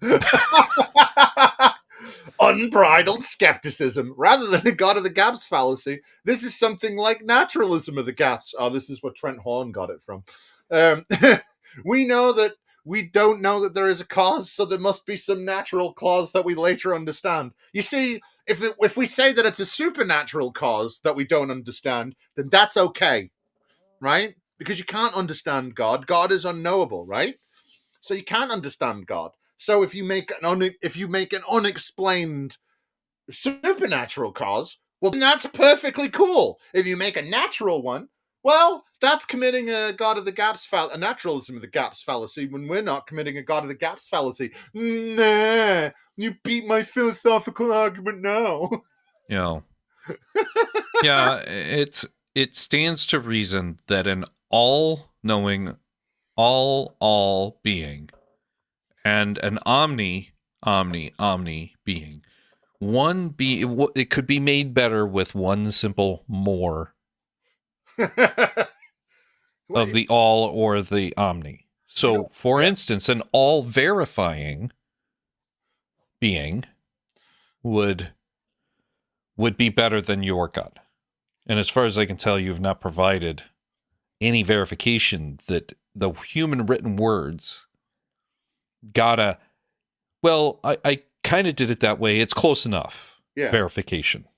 Like, I'm just always astounded how they get to do things and we don't. And it's not fair. it's not fair. It's not fair. Why is it okay for them to make these assumptions and not us? Second, because nature is what requires an outside cause. The supernatural is the only possible explanation, but if it makes it, it's still natural. Just the way it is. If it's the only way it can be, well, then it would be the natural way, then, wouldn't it? Yeah. So actually, it's not supernatural at all. It's supranatural, which is a different thing. But I mean, who cares about classifications and meanings of words when we're talking about, I don't know, philosophical arguments?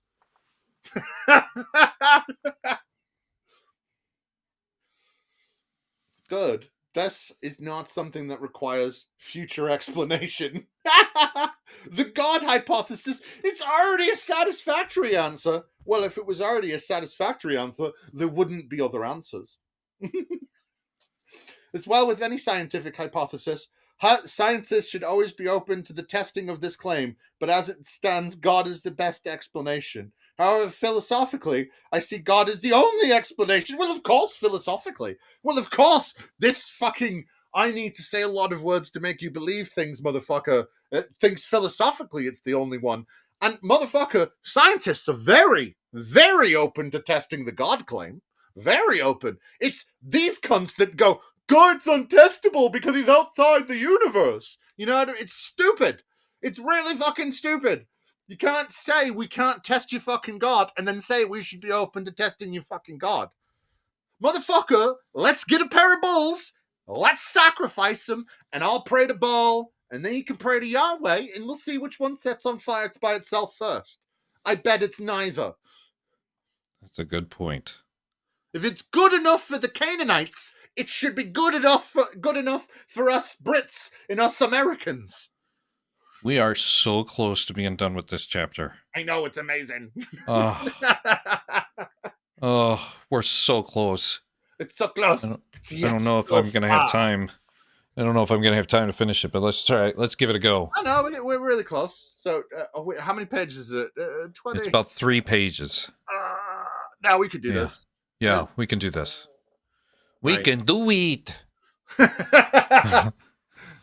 Transition. Sorry, go on. Transitioning the formal argument for the layman. It Oh, should be right. apparent by this point that it is a deeply philosophical argument with deeply philosophical objections. The average reader may have trouble grasping certain aspects of the cosmological argument for the reason that it becomes necessary to provide a simpler explanation. What will follow is an attempt to present the argument in such a way that it will be understandable to a wide demographic without losing its potency. Right. Undeniably. No. So he is going to explain this simpler then. There's an infinite library with infinite black books and infinite red books. It's going to be simpler than that. I just need to make that apparent. It's going to be simpler than my God created everything.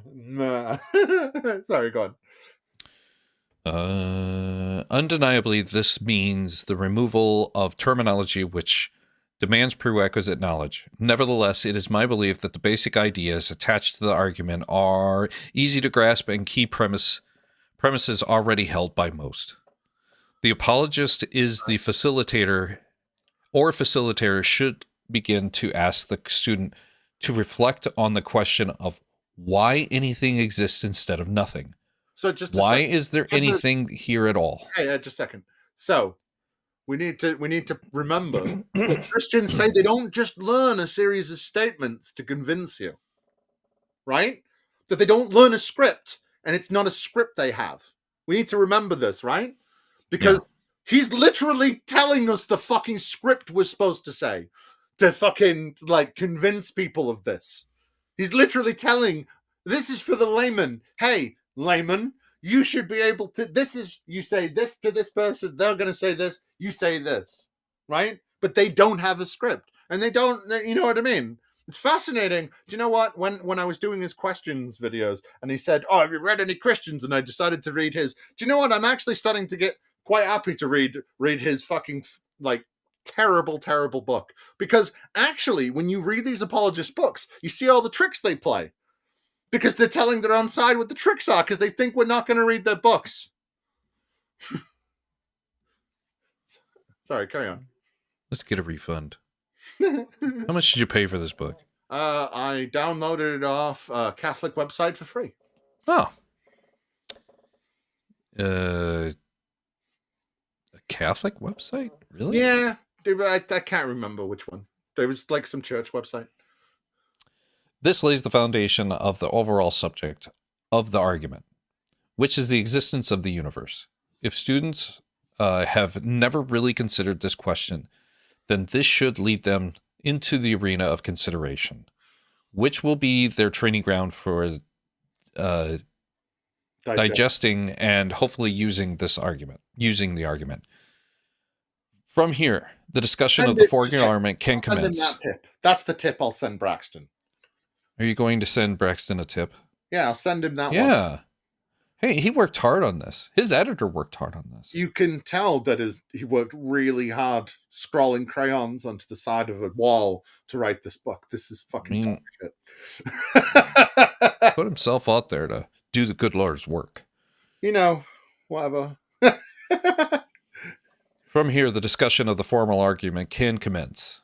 One might ask, can you think of anything that has ever started to happen or begin to exist that hasn't caused by something else? Quit your day job.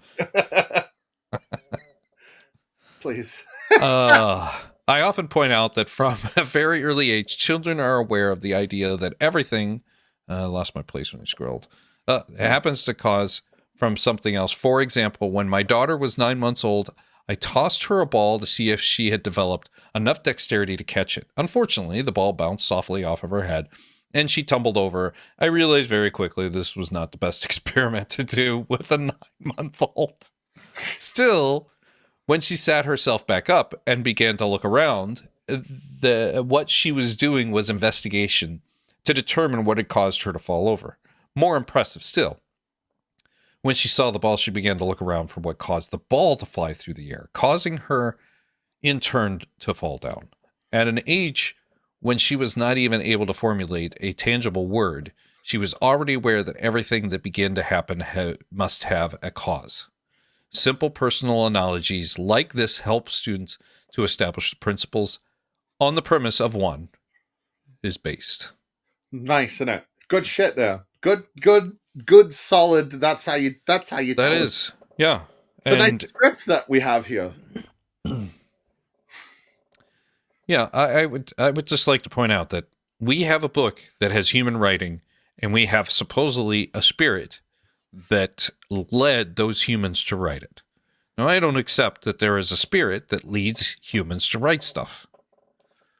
But see, if you're looking around for a cause of that spirit that should be still visible and able today, and we don't have a distinguishing between the good version of that spirit and the bad version of that spirit, your analogy of a 9-month-old, where the book came from versus the ball, where did the book come from? That is the problem. You can argue all you want about premise 1, 2, and 3. I don't care. See, this is why they win, though, right? Because they only have to say, hey, everything has a cause, right? And people go, I suppose it does. And they go, it's God, right? Where we have to go, actually, have you heard of quarks? All right, have you heard of subatomic particles? Have you heard of quantum? Have you heard of, like, you have to prove half of these points, you have to know some decent things in a lot of fields. And really, people don't want to do that. So you offer them simple, easy, pithy explanations. And, when you have hard, long explanations that take time, people don't give a flying fuck. And this is why we lose. This is why we lose. Well, it is, though. Because, like, we have to take time to explain things. This guy wrote a shitty book that people can read in a couple hours. We've spent 6 hours and we're not even through the first chapter yet talking about it. Do you know what I mean? We did the introduction. I literally said that to my missus before. She's like, not even done the first chapter. There's an introduction as well. Great. Yes. Right. Does she shave her head too? No. Okay. For premise 2. Sorry, I'll read from here. Sorry. Okay. For premise 2, it is helpful to point out that scientific data that establishes the truth that the universe began to exist. Quoting some of the authorities I mentioned above, you don't have to read the rest of the articles, you know what I mean? Or like anything else, just the stuff, these few quotes that I've given you, that's fine. Occasionally, some students will object to the authorities mentioned because the students knows that the mechanism by which these scientists claim to exist was the Big Bang. They have been trained by some pastors and creationists that the Big Bang is an elaborate part of the argument for the truth of evolution, and so they have some knee-jerk reaction to any mention of such concepts. The point to drive home is that however one believes the universe came into existence, scientists have arrived at the belief that it did in fact come into existence. Damn! I didn't realize that, we it's like, of course we did. We're here. It's not some big fucking revelation. It's not some fucking big revelation. You know what I mean? Word up, yo. Right, where was I? All that is required to demonstrate to skeptics to the truth of premise. This is all that is required to demonstrate to skeptics the truth of premise 2. Wow. You know, I wish I didn't know things about like the cyclic universe hypothesis and shit like that. Who cares about other things? Thus, if an individual has an issue with the mention of the Big Bang, it is reasonable to point out that when using the argument, the student need not abandon his own beliefs about what was the mechanism God used. To firm up the truth of premise 2, one could attempt to explain the infinite regression argument, but this may be digging too deep for some students. Yeah, you don't want to mention, infinite regression because then they would talk about how silly it is, especially when it's... I'm just going to get through this, right? After all, the evidence already supplied will likely be enough to demonstrate how the argument works. I mean, it doesn't demonstrate its validity, just how it works. So that's cool, right? It's better to know how it works than it have any validity whatsoever. At this point, the students are ready to put these two simple truths together and realize the universe must have had a cause. As was stated before, the next step is to show them what the cause must have been, as well as what it could not have been. This too can be accomplished using by some simple explanation and analogy. Explaining the implications of the arguments for the layman. What could have? Yeah, you read this bit. Okay. What could have been this cause that brought the universe into existence? The facilitator might first explain that something cannot cause itself to come into existence. Then, to illustrate, he might ask, do you decide to be born? Or do your parents cause you to come into existence by conceiving you? Clearly, the latter is correct. And you know what? That is false. My parents did not do anything for me to be conceived. Damn. Nature did that. My parents did not direct anything in the naughty zone. Whatever happened was a timing mechanism on one side and a race, a competition on the other. That was not my parents. I don't believe that to be true. Dave. Word up, yo. Compelling stuff. It's fucking... It's just stating the same shit again, and it's fucking frustrating to have to go through. And it's all right. It happens at the end of every chapter. Yeah. Clearly the latter is correct. So the universe could not have caused itself to come into existence. Continuing, you might add, if by universe we mean all of nature. Which is basically what I just pointed out. Yeah. Nature conceived me. My parents just kind of did some... And then Jimmy was born like 9 months later. Okay. Now that we got that out of the way, the maturity level. The maturity level... I mean, I'm still here, so it's not good. Yeah. All right. Where was I? Here we go. We mean all of nature. That whatever caused the universe must be something outside of nature or supernatural. At this point of the analogy, like the painting we mentioned earlier, is a nice fit. Sometimes I use digitally animated movies to make the point. I ask whether the star character of the film caused the movie to come into existence. Naturally, they laughed and admit that such an idea is impossible. Instead, a skilled computer animator, as well as a lot of other filmmakers, caused the movie to come into existence. But why is this the case? Obviously, this is so because the lead character is a part of the film, the existence of the film, and everything in it are what we are trying to explain. Therefore, the cause must be something outside of the film. Okay. That goes back to his analogy and my analogy, refuting that it is just simply my parents conceiving me. Yeah, my parents didn't just conceive me. The movie didn't just come into a conception and then the lead actor that we get to see and gets all the kind of showmanship, glory and showmanship and accolades for his acting. But it's a false analogy, though. I agree. This is such a bad analogy. Because, like, both of those things are still in the same universe. So, yeah, that's a good point, too. So, like, the fact that it's not analogous to God, because when you make a cartoon, you don't make a universe, like, when Terry Pratchett wrote Discworld, there's not actually a Discworld universe, as sad as that is. Like, it doesn't exist, it's fake, right? It's not real. He just wrote down pages on he just typed words onto page. Jesus Christ. They're not real, right? It's a fictional concept that you create in your brain when you look at the pages. And it's the same with the animation. It's just pixels being put through a fucking screen or a projector. It's not real. So the idea that connecting that to that's like saying that, like, nature made God. That's the analogy he's making more like. Do you know what I mean? All right, right. Yeah, that is a perfect analogy. Yes, nature made God. Because God made nature or nature made God? Yeah. Well, God's mommy and daddy made God. The mindless, spaceless daddy made God.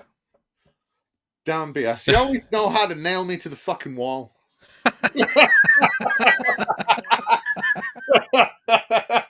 Yes, you do, BS. So when we consider the explanation of the existence of the whole universe, we cannot explain by appealing to anything in it. Of what is the universe made? It is made of time, space, and matter. Thus, as was the case of the film and the painting, whatever caused the universe cannot fall into these categories. It must be external, timeless, spaceless, non-material cause. And it had to have a mind in order to create the universe. This sounds quite a bit like God, doesn't it? No. Yeah, except you need a timeless, spaceless, non-material dad and a timeless, spaceless, material mom to create a timeless, spaceless, non-material God. And they needed timeless and spaceless, non-material moms. And it's an infinite regress from there, folks. That's all, folks.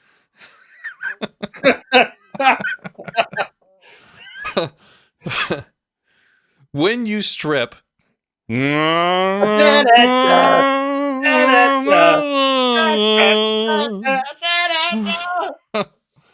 Hello, big boy. Hey, do you know what? When you strip the argument down to its bare bones... Wait. Just a sec. Mr. Beverly and Mr. Rochester and Mr. Swift in the fucking chat have been talking about that Taylor woman that Mr. Beverly gets obsessed with from time to time. Oh yeah. Doing the OnlyFans girl turned Christian that one, yeah. Sees demons everywhere and witchcraft in the songs and all that. Yeah. Well, they were talking about not just her being a fucking thingy model, not not 2 minutes ago, and here we are, all of a sudden, stripping down arguments, stripping That's them right beautiful. down.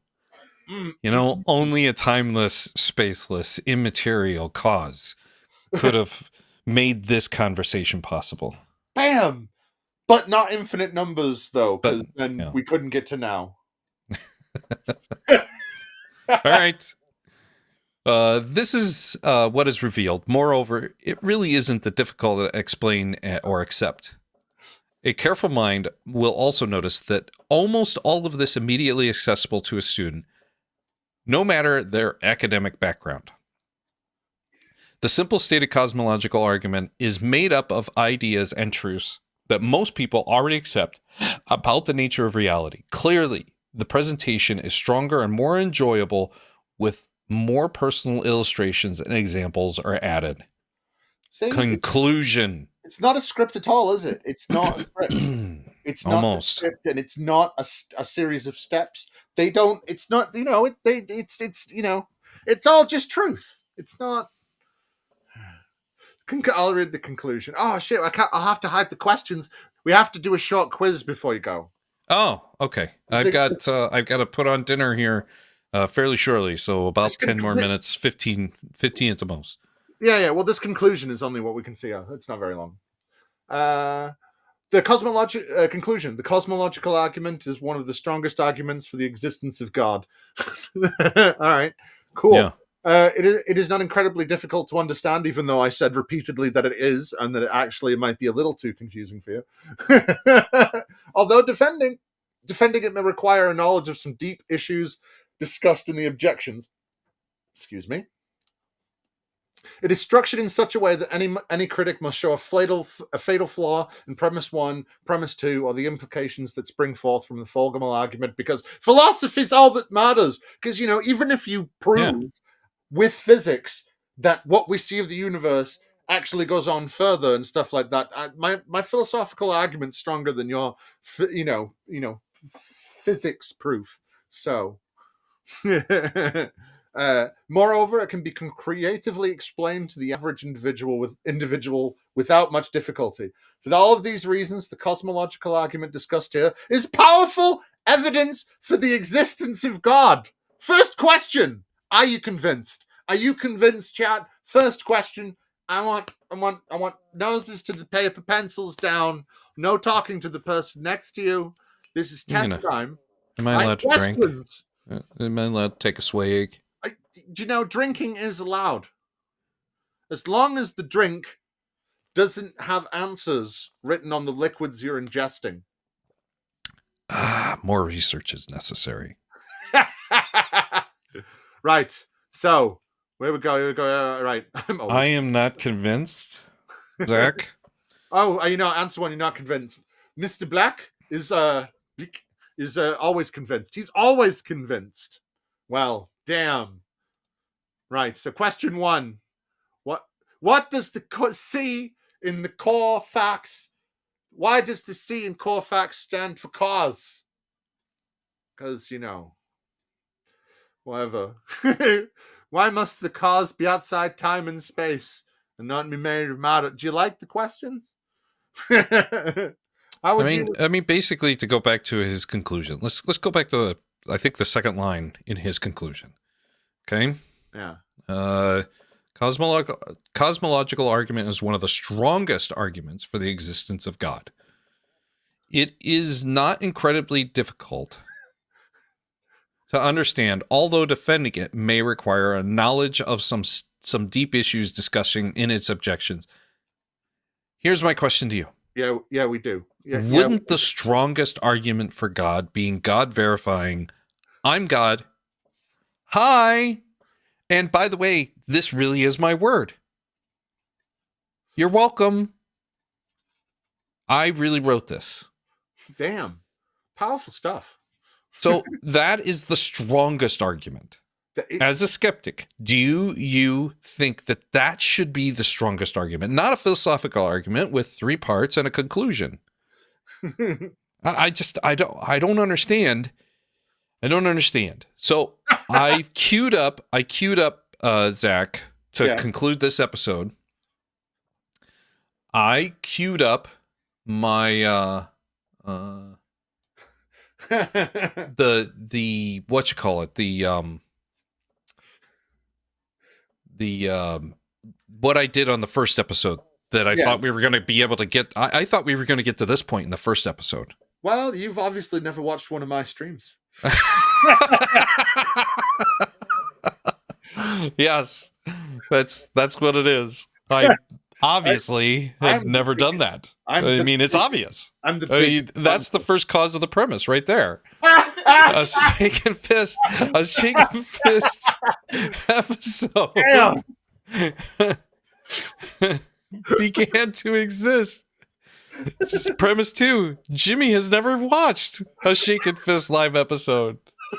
Premise 3, you will not be able to get through Braxton Hunter first chapter and introduction in 6 hours. No. It's impossible. What took me 40 minutes to pretty much read took 6 hours to break down and critique and probably go off on other tangents about, I don't know, my hair and Braxton's hair. Yeah. Well, something like that. We had to talk about the important issues. But that's just it. There are I'm going to how about I play my little portion of this, and I'll share screen. You can continue to ask the questions to the audience members. Questions. Fuck the questions. I've got a question. You cue that up, and I'm going to ask everyone a question. That includes you. Since I've been doing Braxton Hunter's question videos, I've decided I'm going to be Johnny YouTube and do a question video as well. So if anybody has stuff they want to ask in a questions video, then, send them my way. I have lots of interesting questions to ask. Did you get any copyright issues from me playing this on the first episode we did? I don't think so. Okay. When he was a kid, he excelled at studying the Talmud in yeshiva. Whatever. But one day... Say that again? You turn it down a little bit. It's quite loud. Let's try there. His rabbi told his mom why. Paul is a fine... A little bit more. There we go. Should be fine. Mark is an excellent student of the Torah and the Talmud. Then what's the problem, Rabbi? It's the reason Mark is studying so hard. He's looking for inconsistencies in the Word of God. So, to address BS's, why do I hate Satan? Oh, no, it's questions for a Christian. Why do they hate Satan? Oh, why do they hate Satan? Oh. Yeah. Chris, that is a question for the Christian. For Braxton? Well, because I've been doing Braxton did 3 questions videos, and when it's done, I'm like, fuck it, I'm going to do one back. Not necessarily directly to him, but I have lots of interesting questions. And Satan is one of God's special creatures. Yeah, Ha-Satan is, he's a very important guy to God. They talk, they make bets together, they have jovial japes, they have laughs. Mm-hmm. They do. Sorry, go on. So has he found any? Later, Bob. I love that scene. I tell you what, the first time I ever watched that, I leaped off the couch because I leaped off the couch. I was like, yes, I'm not the only one. I'm not the only one who's suffered through this. Just so you know, I never got baptized. I was a loving God, Jesus loving kid. And I decided I'm going to get baptized. But first I'm going to read the whole Bible. And I started to read. Yeah. Right. I got and I found inconsistencies in the Word of God. See, I didn't, because I got given a kid's Bible that was very altered and very much shorter. Yeah. BS's question 2 is very similar to my reference to if Satan is the rival. What if Jesus was real? Yes. What if Jesus was real? I think Jesus was real. And Jesus, I think Josh was real. I think Jesus is a made up being. I don't know. I think Jesus was a crazy street preacher. I don't find that hard to believe. Yeah, but I think that crazy streets preacher's name was actually Josh. Some variation of Josh. Isis of some sort. Yeah. Which phonetically might have been pronounced Isis or Ishiwa or Ishiwa or something. Sure. Something with the Aramaic tongue. That's now modern translation to Josh. Sort of. So I want to, and this is going to be touched on in my next video, but because this is clipped from the video that I'm currently on. Yeah. And if I remember correctly, only a portion of it is in here. But this speech, what if Jesus was one of us? Just a stranger on the bus. Oh, look, it's that guy. Otangelo, I'm skeptical of Otangelo. For 15,000 years, fraud and short-sighted thinking have never, ever worked. When the hell did we forget all that? I thought we were better than this. I really did. And the fact that we're not doesn't make me feel all right and superior. It makes me feel sad.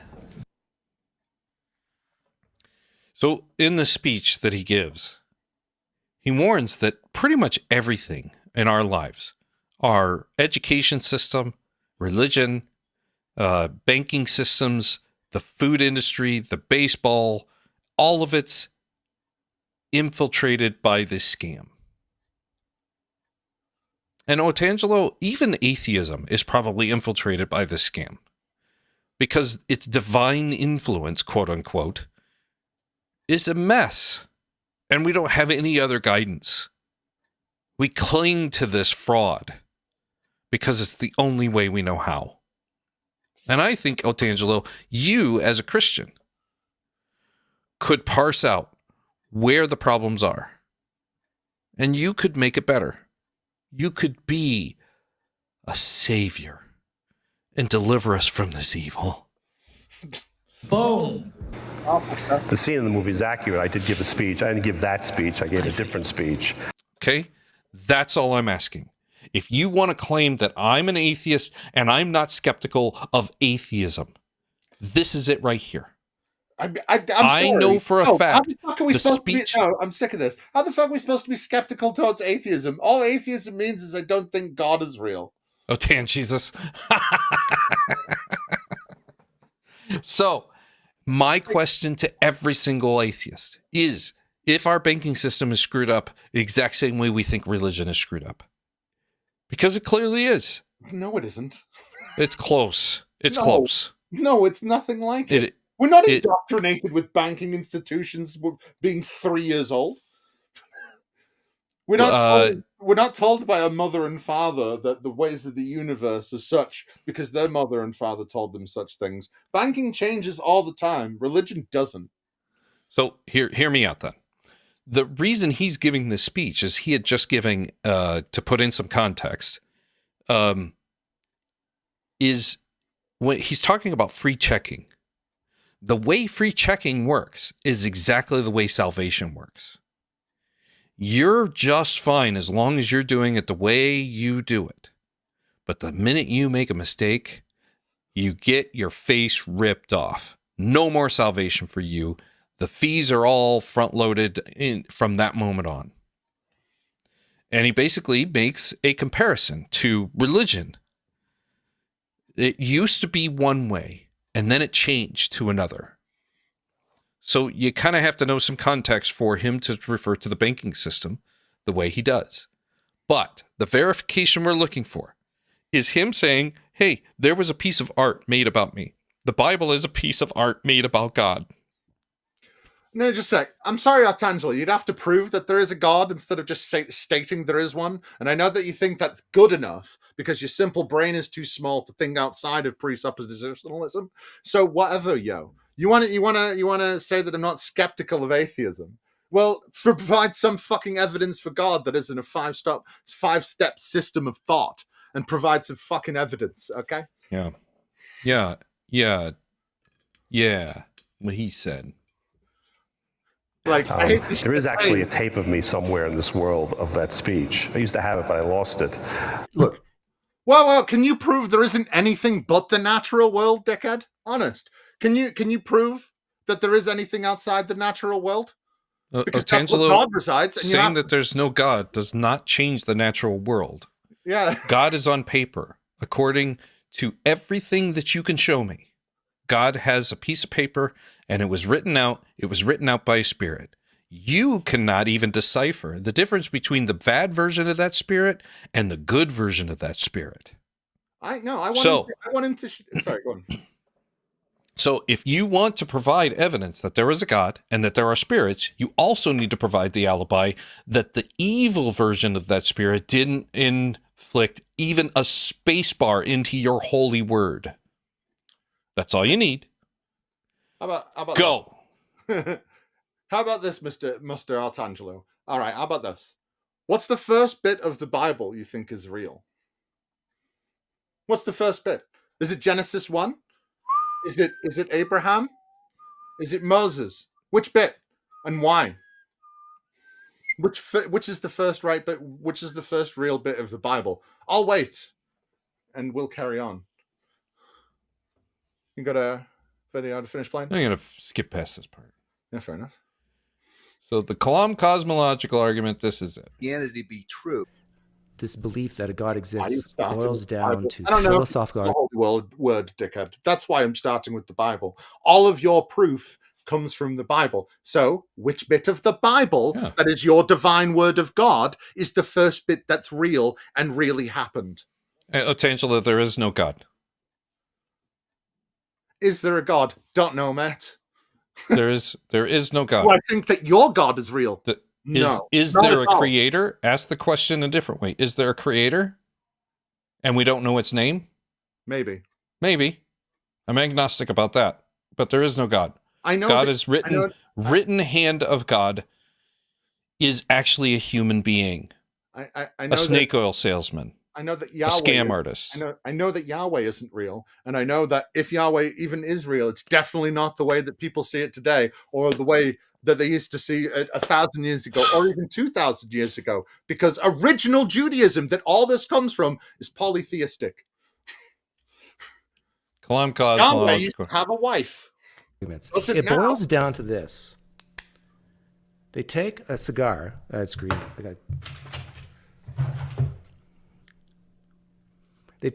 They take a cigar and they say, I can prove Jesus, I can prove God exists. Watch.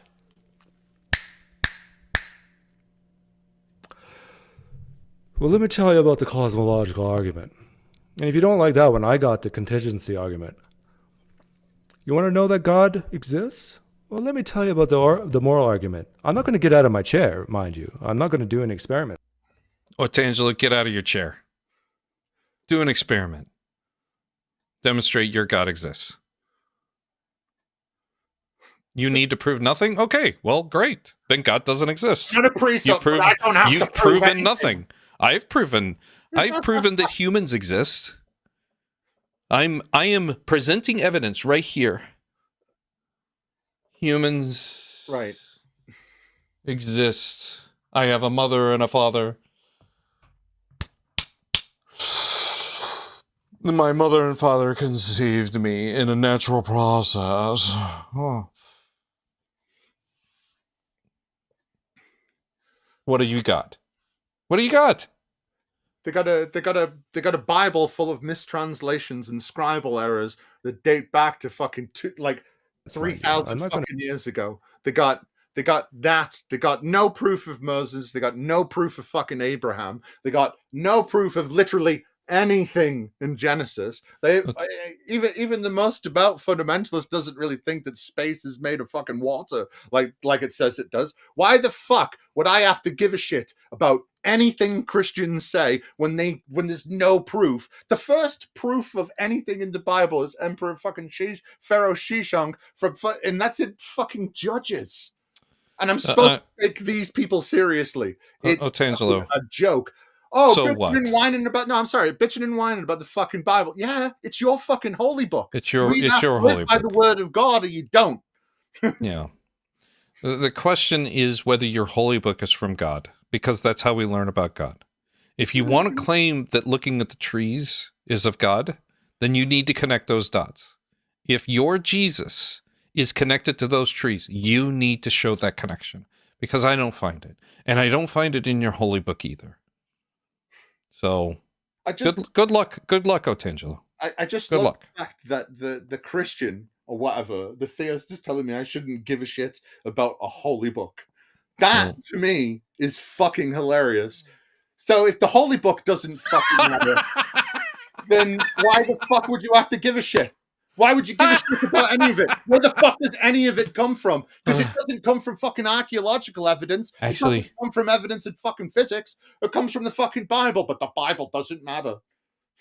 Yeah. Otangelo, if trees point to God, and if that is a very true statement, then here's my question to you. How come my Bible doesn't grow? It's from God. Should grow exactly like the trees. Should it not? Connect the dots. If your Jesus is a fraud, then it could grow. If your God is a fraud, then the word of God would grow exactly like the trees. Good luck with that. Good luck. By the way, highlight BS's comment about... I did. You did? Okay. Yeah.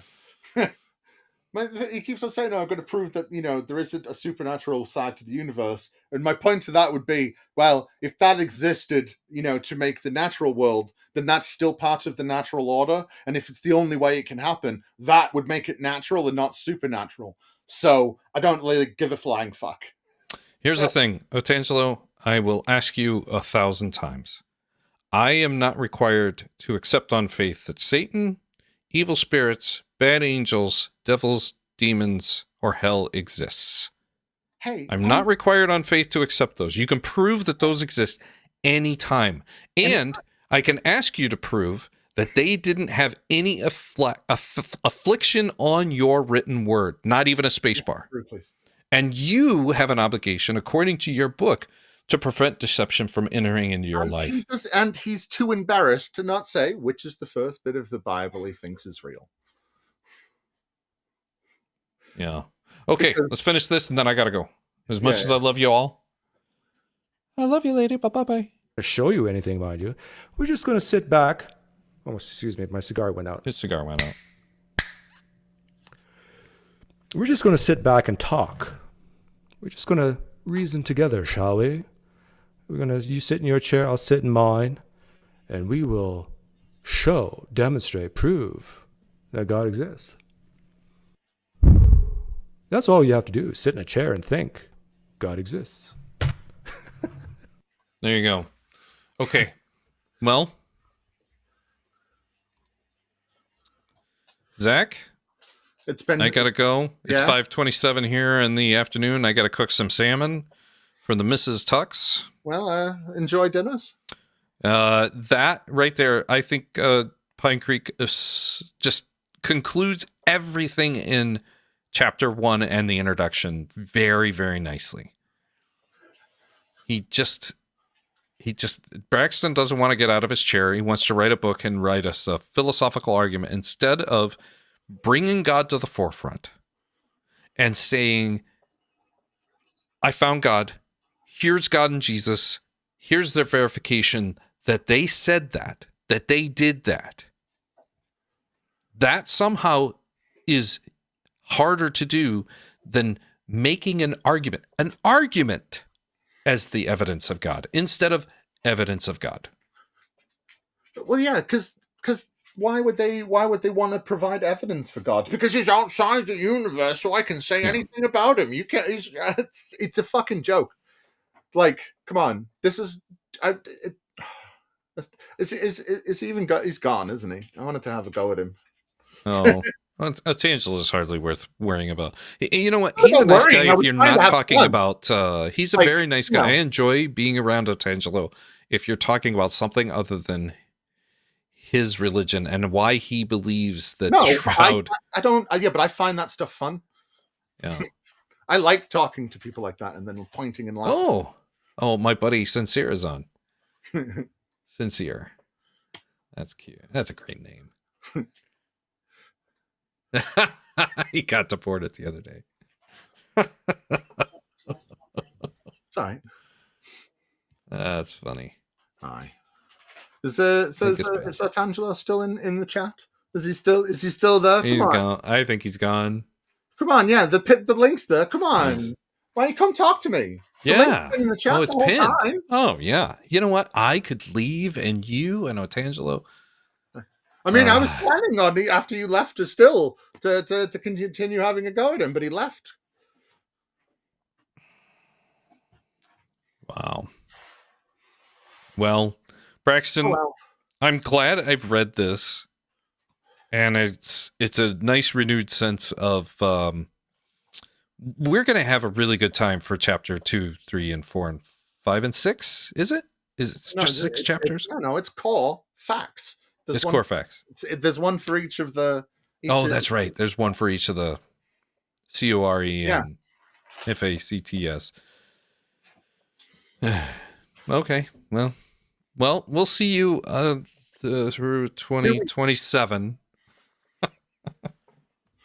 I'll be here 2 years later. Yeah, we'll be in 2 weeks. I'm going to stick around for an extra 5 minutes. So I took Monday off to do what I was planning to do next Tuesday because my electrician couldn't work on. He has another project on next Tuesday. So I should be available next Tuesday. I do a different stream on Mondays.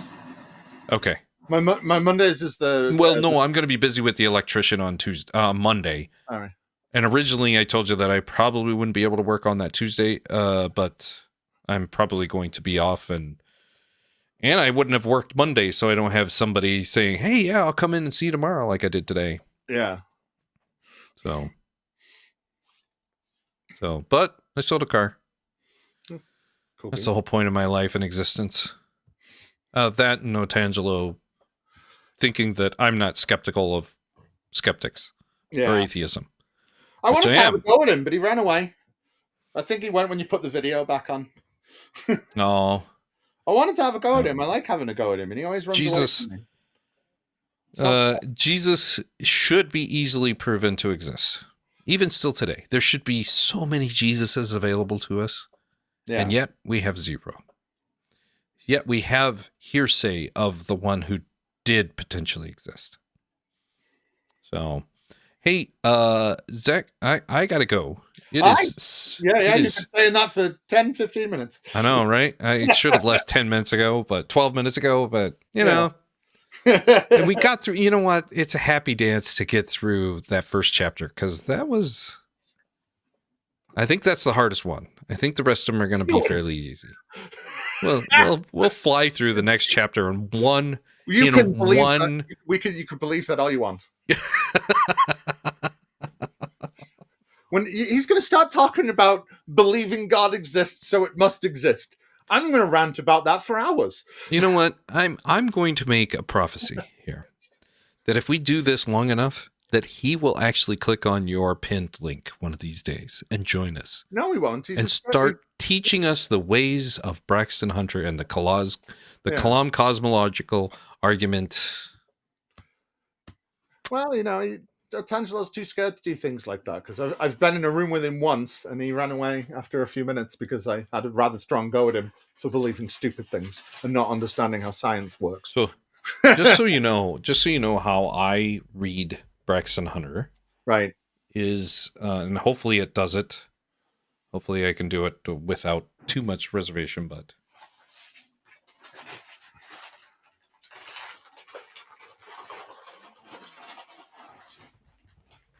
And a jump screen, I think.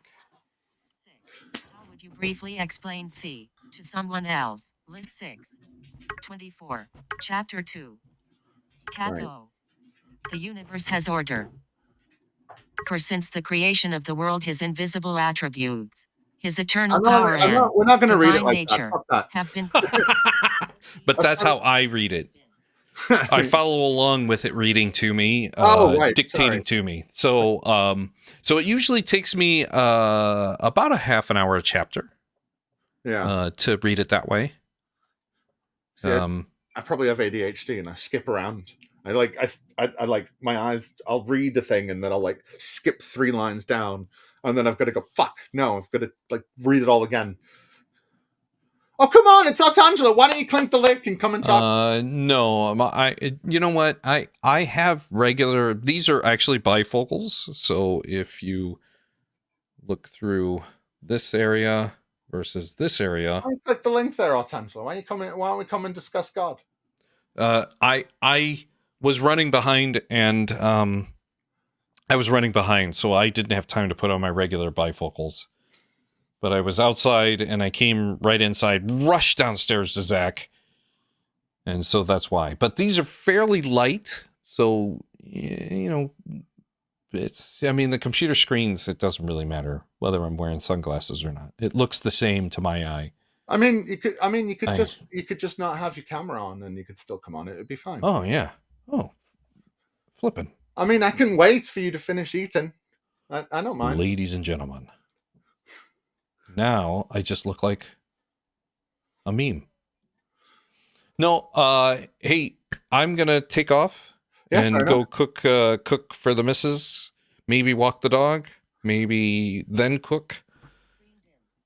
Yeah, no worries, Mr. Artangelo. I'll wait around. I'll wait around for 10, 15 minutes for you to come on. I will take off my glasses and wear my regular ones. I have to go find them. They're probably someplace upstairs on my island, my guess. But I did not wear them to be cool. I just wore them because I was wearing them when I rushed downstairs to come online.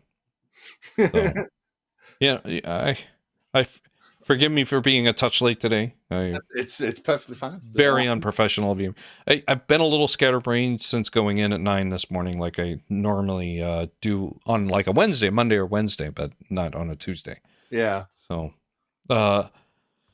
I'll see you next week. I think we're on next week, and then we'll do a thing. See ya. Thank you, Tinning Weld Mill.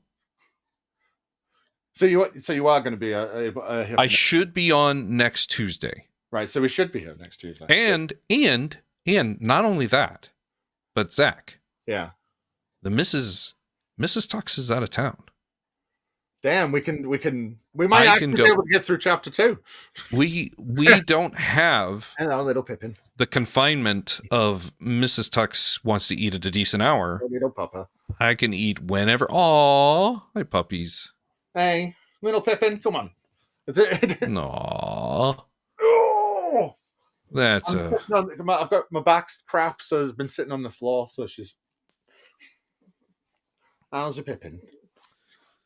Aww. See, you have to like and subscribe now and get other people to like and subscribe because there's a dog on the screen. It's a very cute dog. Yeah, give a like and a subscribe to this nonsense that we're both reading and commenting on.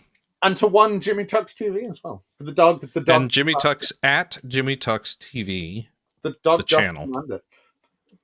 And the doggy. The doggy deserves a sub as well. Dogs are the only pets worth having, unless you keep. I love my little. That's so much fur. I love my little doggy. Jesus. And yes, they're worth the fur. Well, it's coming into summer, so she's molting like feck. Oh no! Yeah, we had a gorgeous day. French bulldogs. What Mike used to have on it. A Frenchie? I like Frenchies. There's a couple of Frenchies I'm familiar with in the park. My neighbor, I live in Chicago, and so I have a neighbor who's got a old Frenchie. He's old now, but his name is Capone, and I mean to tell you that is the best fitting name for a black brindled, I would say about a 22-pound Frenchie, one of the on the bigger side. A Capone just fits that dog. That's the best name ever. So, see, I want to call my dog just so I can go into the park and shout and then everybody goes, "What? Come on, I have Sorry, a rescue. Come on, Pragmatic Crystal, PC's here. Word up, Crystal. Yeah, you just I'm not banned him because I don't really ban people from my chats unless they start saying fucking. Yeah, I have not banned. In fact, as long as they don't fucking say it on my channel. I've only banned one person, I think. The only way to debunk them is to show people how silly they are. I can't remember who I've banned, but they were being homophobic, and that's why I banned them. Yeah. Like. Oh yeah, if he starts doing shit like that, I'll ban him. But he hasn't done any of that yet. So I want to say the punishment he hasn't done anything, and you know what I mean. I can't remember who. And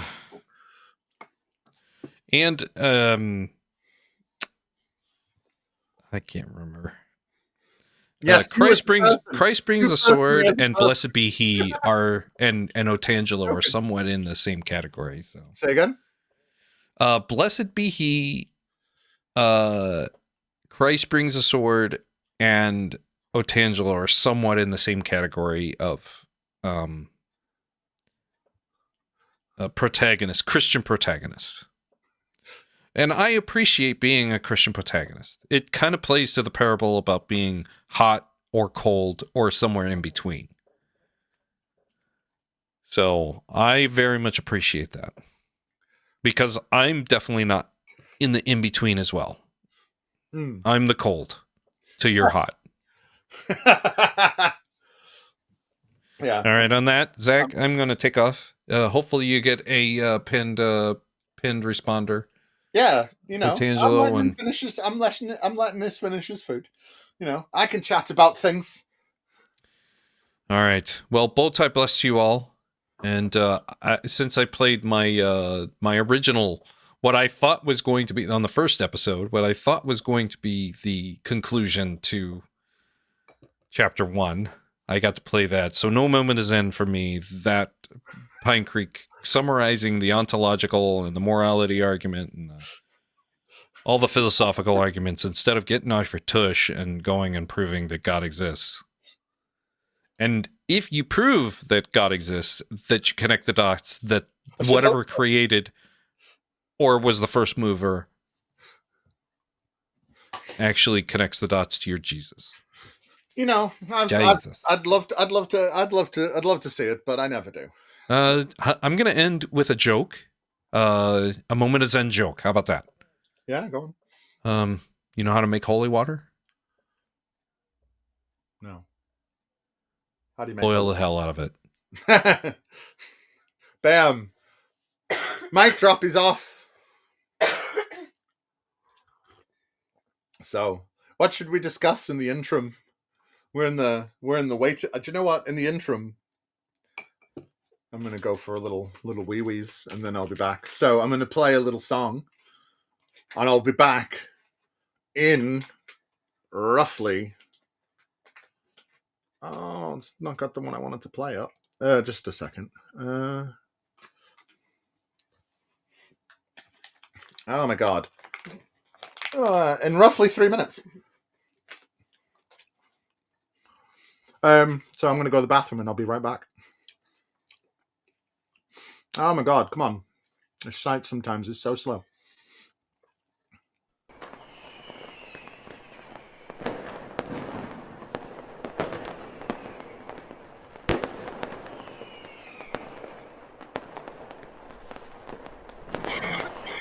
I love the fireworks. Word up, I'm back. Did you enjoy the song? Everybody enjoys songs. Sadly not for the same reason. Wow. Wow, this AI thing on this camera, it's fucking terrible. Like it really doesn't like much. Bravo! Thank you. Yeah. How close are we to finishing dinner, though, so? I just want a rough approximation of how long I've got to chat bubbles for. So I would talk Discworld because it was Terry Pratchett's birthday yesterday until one Ortangelo comes on. I think everybody, I'm an atheist channel. Atheist fucking, anti-pseudoscience channel. So I'm guessing, I think my first recommendation should be Small Gods, where it's like, it's it's like if Islam, Christianity, and Judaism were all one religion. But the thing is on the Discworld, belief makes gods exist. So if you believe in the God exists, right? So lots of people used to believe in their god for the religion is Om. It is a parody book, and nobody believes in him anymore. They believe in the religion, so he doesn't exist. And the only person that does believe in him properly is like some autistic guy called Bruther. He's got the is it the eidetic memory, where he can remember everything perfectly. And like it does, and it's got like little hints of like philosophy and Greek in it, and because there's what's the Greek place called? I can't fucking remember now. And then there's they go to the Egyptian place, but like half the whole thing is the god only affects the main character because he's the only one that believes in him, and it's really good. I mean, I always say that everybody should start with Witches Abroad. It's the second book in the Witches series, but it's also, if you don't like it, you're not going to like the rest of it. In Discworld, it's not called Greece; it's something else. I can't, because like they have China and it's the Agatean Empire. It's, Discworld.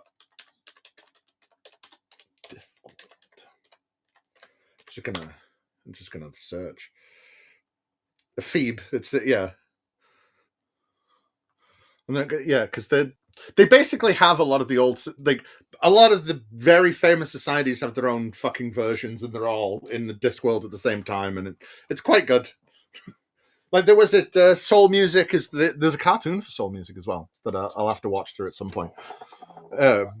It's the Discworld version of the Beatles and like rock and roll, but like rock and roll because like the main character's name in English means Buddy Holly. Bud of the Holly is his name basically, but he's like Welsh.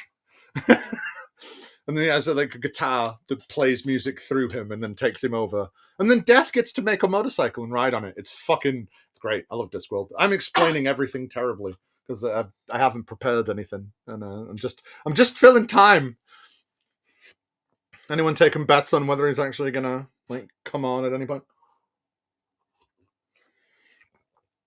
Yeah, you're not allowed to eavesdrop, Tux, because that's not how the internet works. I'm streaming and you're not allowed to hear. I had a friend say shit like that to me once. So we had a friend. We'll call him the Ginger, and not the ginger that fucked an ostrich, allegedly.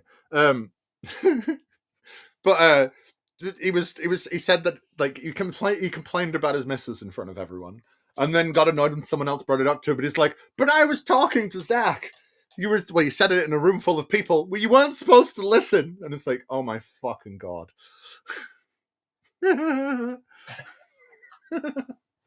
Like people, yeah, but yeah. I don't know. He might still be finishing his dinner. I'll give him the benefit of the doubt.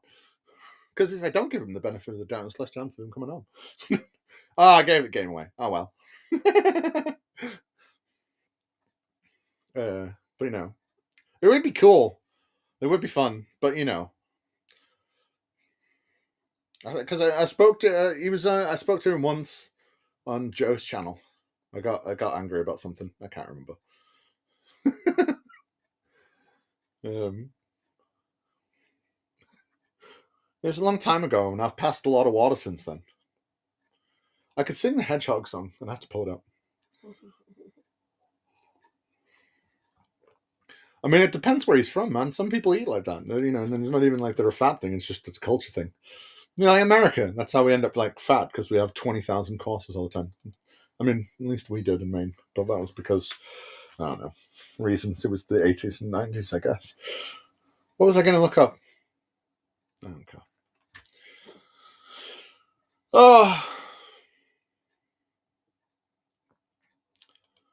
I mean, it'd be very nice if he'd at least come on and, you know, say he's still coming on. How long has it been? Has it been at least 5 minutes? I'll give him till on the hour. Unless he says something, and then I'll give him more time. But until then, I'll give him to the hour. I don't know. Is there anything I could make fun of? Maybe, I don't know. I don't have anything lined up.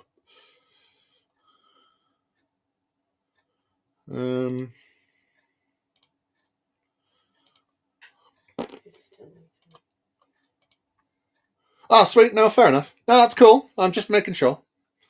I don't want to be like waiting around for nothing, but that's fine.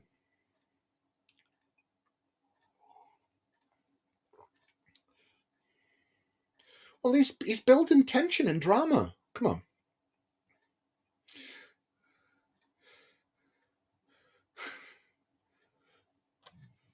You know, I don't know. So what else is there about it? So Discworld, like I said before, it's more of a setting. There's like different things. You got the witches, and there's you know, the maiden. The maiden, the mother, and the other one, because you can't say crown because Granny Weatherwax will get angry. Sweet. I have coffee. That is what sustains me, for I am goth, and that is all we need. We drink coffee, we smoke. All we do all day is smoke and drink coffee. Okay. And, you know, I do drink a lot of coffee. I think if I stopped... Oh, you're from Brazil? Brazilians have the best coffee. I love Brazilian coffee. Every time I've had actual Brazilian coffee, it's been the fucking best. So you're very lucky if you live in Brazil, because, you know, it's really nice. I mean, there's a lot of other problems, but the coffee is fucking amazing. I don't know. I've only seen it in films and video games. But the coffee's nice.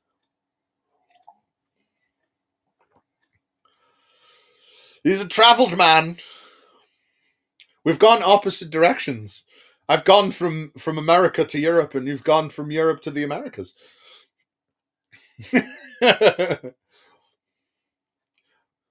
It doesn't mean anything. It's just interesting. But yeah. I don't know. I'm not a person, but I done seen one on the TV. Oh, was there actually Oh, I forgot. There's a new Dexter show coming out. I don't know. I don't know if I'll bother. I didn't even bother with that fucking sequel series.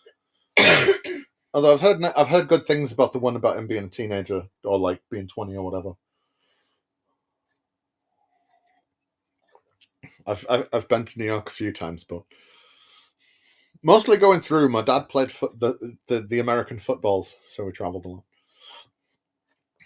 And he played semi-pro, and he was really annoying. I remember, was it when the Carolina Panthers and the Jacksonville Jaguars started, he got offered to fucking play for the Carolina Panthers, and because he was like 31, he went, nah, I won't be able to do that. It's like, you fucking idiot. You've been playing...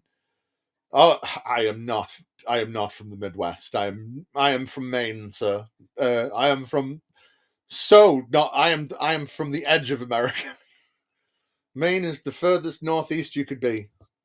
We're the only state that only touches one other state. I just sounded like I'm from there because it's a funny voice to do. I do the accents. I don't do them as much as I used to, I suppose.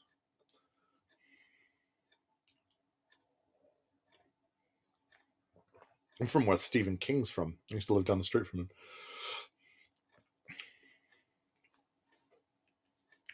It's like he's the only famous thing from Bangor, I think. Him and nothing. Just Just him. Boston's alright, but like I don't know. Last time I was in Boston, I was a teenager, so fuck. I've not been anywhere in America since the year 2000, so it's all different now. You know, they do Roman salute, they do Roman salutes and everything.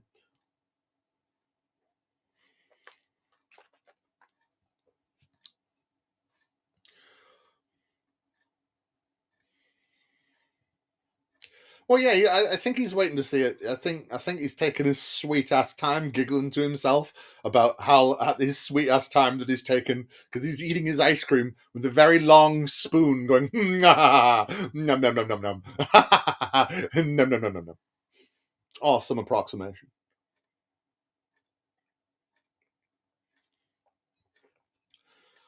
Say, I live in a shit cold place where it doesn't snow. I can live in a cold place when there's snow. When there's snow, cold place is amazing. I love the crisp sunlight of the nice snow on a summer's morn, on a winter's morn. It's beautiful shit. And I live in England, and it's crap. And it just gets cold, but not cold enough for snow. It's just cold, wet, dark, fucking horrible. It's probably why all the English are like sour-faced people that go around going. The smile they give each other on the street is the funniest shit. They all walk around and they see each other. You know when you're walking down the street and you see a person and you're like, yeah, and then you walk past them and the other person goes, yeah, are you nodding? These people, they go, hello, and they're like, this is the nice face. You have disturbed me whilst I was walking down the road. How dare you say a nice pleasantry and then walk past? I clicked a thing and a console thing came up. It's gone now.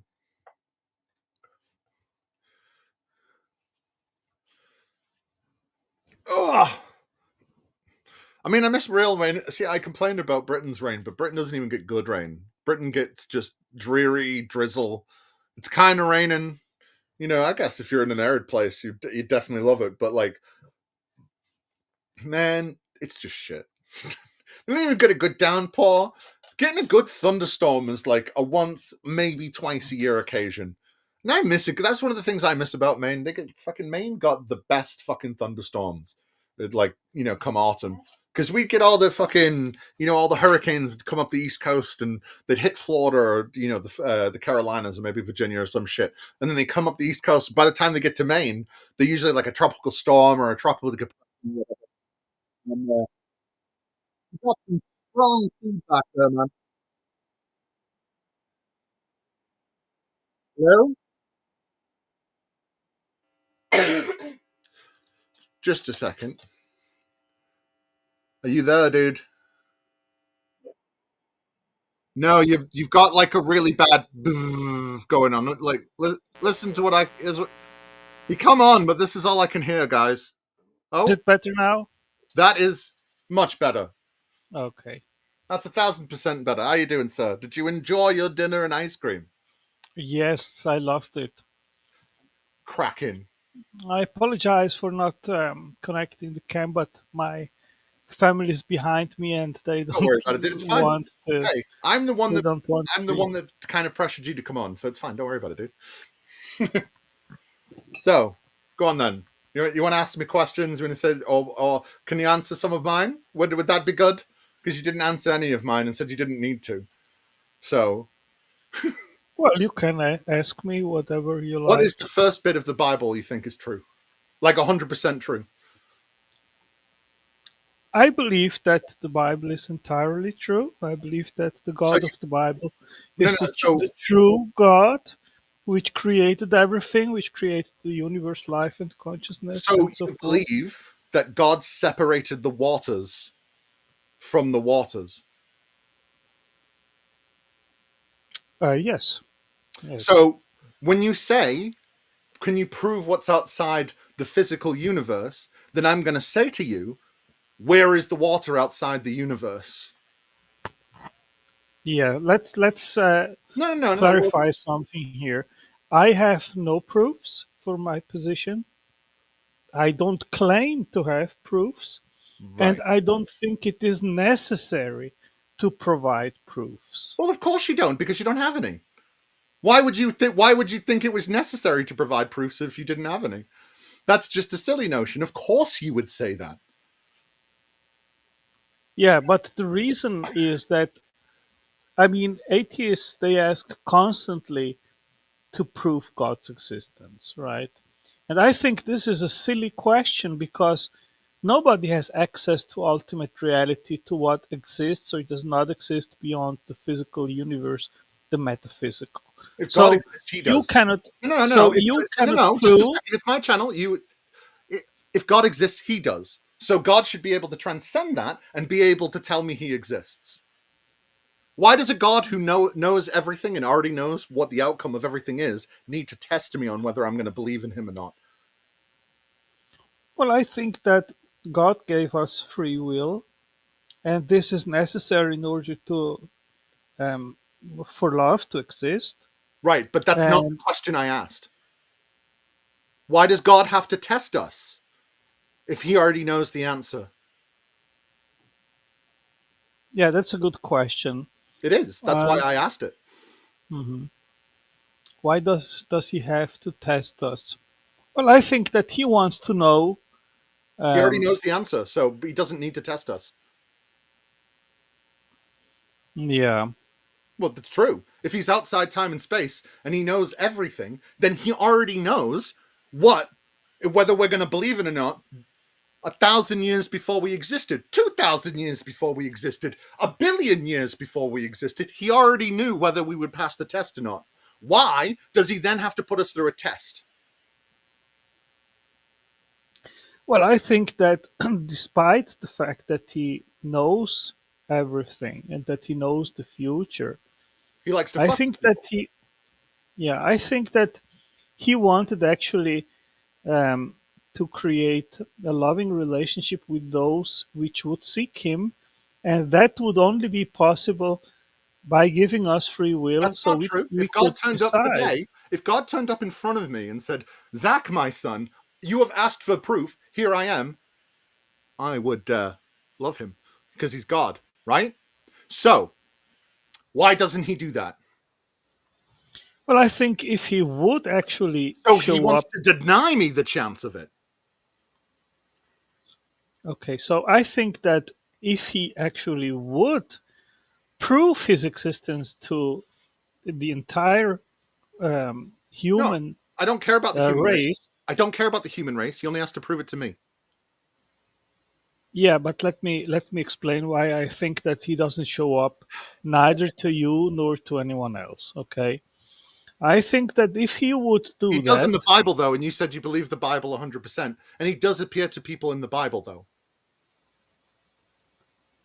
well, occasionally he does appear, and I Oh, think so he that can actually decide to appear in front of people, but he only decided to do it in front of people thousands of years ago that didn't have any real ways of actually, showing that this happened, because it was before, like, people even, like, oh my god, why? Why? None of it makes sense. Why does he appear to Moses? Why does he appear to Jacob? Why does he appear to all those people but not us? Why, right, can Elijah, right, sacrifice a bull on a high place? Or I always get it confused. Is it Elijah or a thingy? I always get the two prophets confused. But why can he sacrifice a bull on a high place and God can set it on fire? Why can they do it and we can't? well, I was trying to answer your question, but you interrupted me. So maybe Sorry. you let me just I just said sorry. I'm sorry. explain you a few minutes, and then you will understand what my answer is to your question. Okay, so I think that God gives enough light to those that seek Him, and enough darkness to those which prefer to live autonomously to Him and But I actively reject want Him. God in my life. I'm sorry? I actively want God in my life. Why is he denying me this chance? Just because what other people might not want to? So basically, Well, God is Mhm. deciding that because he needs to provide enough shade for people to not believe in him, right? That I should burn in hell because I want him to appear to me and say, actually, I do exist. Now, can we, like, follow my rule? Like, why doesn't he give me that opportunity? Well, I think that any time I've ever sat in my own room, right, on my own and prayed to him, he has never spoken to me when I give the prayer that he specifically gives in Matthew 6. Why does that not happen? Why don't I get personal experience when everyone else does? Well, what does it mean? What does it mean that everyone else does? I disagree with you. I've never had an experience as you are asking for, but I think that what But why do is you the believe path then? to the cause. Well, because I think that theism and in special Christian, the Christian belief is the most plausible and convincing um, belief compared to any other. That's why I believe. Right, but the Christian faith is taken from the Jewish faith, and the Jewish faith is taken from a polytheistic faith that we have proof of, where Yahweh existed in a polytheistic religion. He had a wife. Her name was Asherah. We have her figures with his figures. Like, this was a thing. And then Christianity came and piggybacked off Judaism. So why is that? Why does Christianity true when Judaism was originally polytheistic and it was changed in around the 7th century BCE by King Josiah? Yeah, I have heard this claim not only in you now in What the do you want States, about? but It's also literally in the Bible. yeah. Let It me is. let me explain. Wow, Okay. you're not letting me speak, guy. So Zach. So I mean, if you want this to be a dialogue, you should maybe listen a little bit before you respond, because you interrupt me every time that I try to answer anything that you're asking. Right, because you're not giving any answer to it. Well, how can I answer if you are not letting me and you interrupt me constantly? Because I enter. Right, whatever. Just say what you're going to say. Why is it? Why is that the case? Well, I think that in the Old Testament, the surrounding folks like the Philistines and so forth, they were polytheistic, and they were mixing Yahweh with their gods, with Baal and so forth. That's why we have this kind of evidence of supposedly God having a wife. Now, I know about these theologians which claim that Yahweh was one of the other gods and polytheistic and so forth. I am not an expert on this topic. I have not studied it, so I cannot give you a qualified opinion if that I know, but claim is you've talked true or about not. physics, and you're not. Are you? Do you have a doctorate in physics, or anything like that? No, but there are So why are topics you? which I Why are you? have. So why are you qualified to talk on one thing and not the other? Well, I don't Is need it to because you have a don't have a good PhD. enough answer, so you're not Wow. qualified? Wow. Why are you interrupting me constantly? I mean, I'm trying to have a dialogue with you. I'm You not literally interrupting interrupted you. me talking. Then I hadn't finished. Okay, so to answer your question, why can I talk about physics and not about if there is a polytheistic Yahweh in a consortium or something like that in the Old Testament? I don't need to have a PhD or a graduate diploma on a topic in order to be capable and able to talk about it. All I need is to study the topic, to have spent time on it, to inform myself, and then I can say eventually I feel that I am qualified to talk about the topic because I have studied it. And it doesn't be necessary that it has been studied in a formal manner in a university or something like that. Now, if I have not studied actually the topic of polytheism in the Old Testament, then I am not qualified and I have So, really not studied this topic. So that's why I'm so, saying I can tell something maybe a little bit about physics, but not about polytheism in the Old so you Testament. don't actually know that much about the Bible and what's in it, then, right? Well, Because yes, I it's don't this know story. maybe This so story much. literally. I hadn't finished. This story literally is in. I think it's Kings. It talks about the high priest Hilkiah, or is it Hezekiah? I always mix them up. And the king finding a book of the law, Deuteronomy, and then Josiah going up and destroying the high places. And it's literally in the Bible. Well, that's because they precisely adopted the cults and the polytheistic faith of their neighbors, but this wasn't intended by Yahweh. So, because they practiced this, that doesn't mean that Yahweh was a part of the pantheon of these different gods. Okay. And I know you just said you don't know much about it, but there's no proof of that. Yeah, you are constantly asking for proofs. Yes, and I really don't know why. Because I'm a science-minded person, and we ask for proof, and then we use the scientific method to find out things. You see, we it's almost like when archaeology first started, because I know it's a more softer science and it doesn't use that. They didn't really mark up stuff, and things got ruined. And now we actually do it a lot better, and we have more actual documents from back in the day. We have a lot more figures and different things like that, and we actually now have more of a knowledge of how these things actually grew. And we can use the Bible to show that, because even in the Bible itself, Yahweh has a different name at the start, doesn't he? He calls himself El, which is, drumroll please, the head of the Canaanite pantheon. And then when he talks to Moses, he goes, don't worry. I told all of them that my name was El. I was just lying to them. I'm telling you my real name, Yahweh. That's in the Bible. Okay. 100%. So what is your conclusion based on that? My conclusion is that actually, see, I have a little theory that actually the Exodus is. I did a stream on it yesterday that I doubt you watched. So it's about how actually the Exodus was probably a movement of Levantine peoples that took over Egypt in the end of the second intermediary period, and actually ruled over the southern kingdom, and then were chased out of Egypt in bloody battle. And we have some evidence that these Hyksos integrated with the people called the Habiru or Apiru, and they were nomads that lived in and around the Levantine area.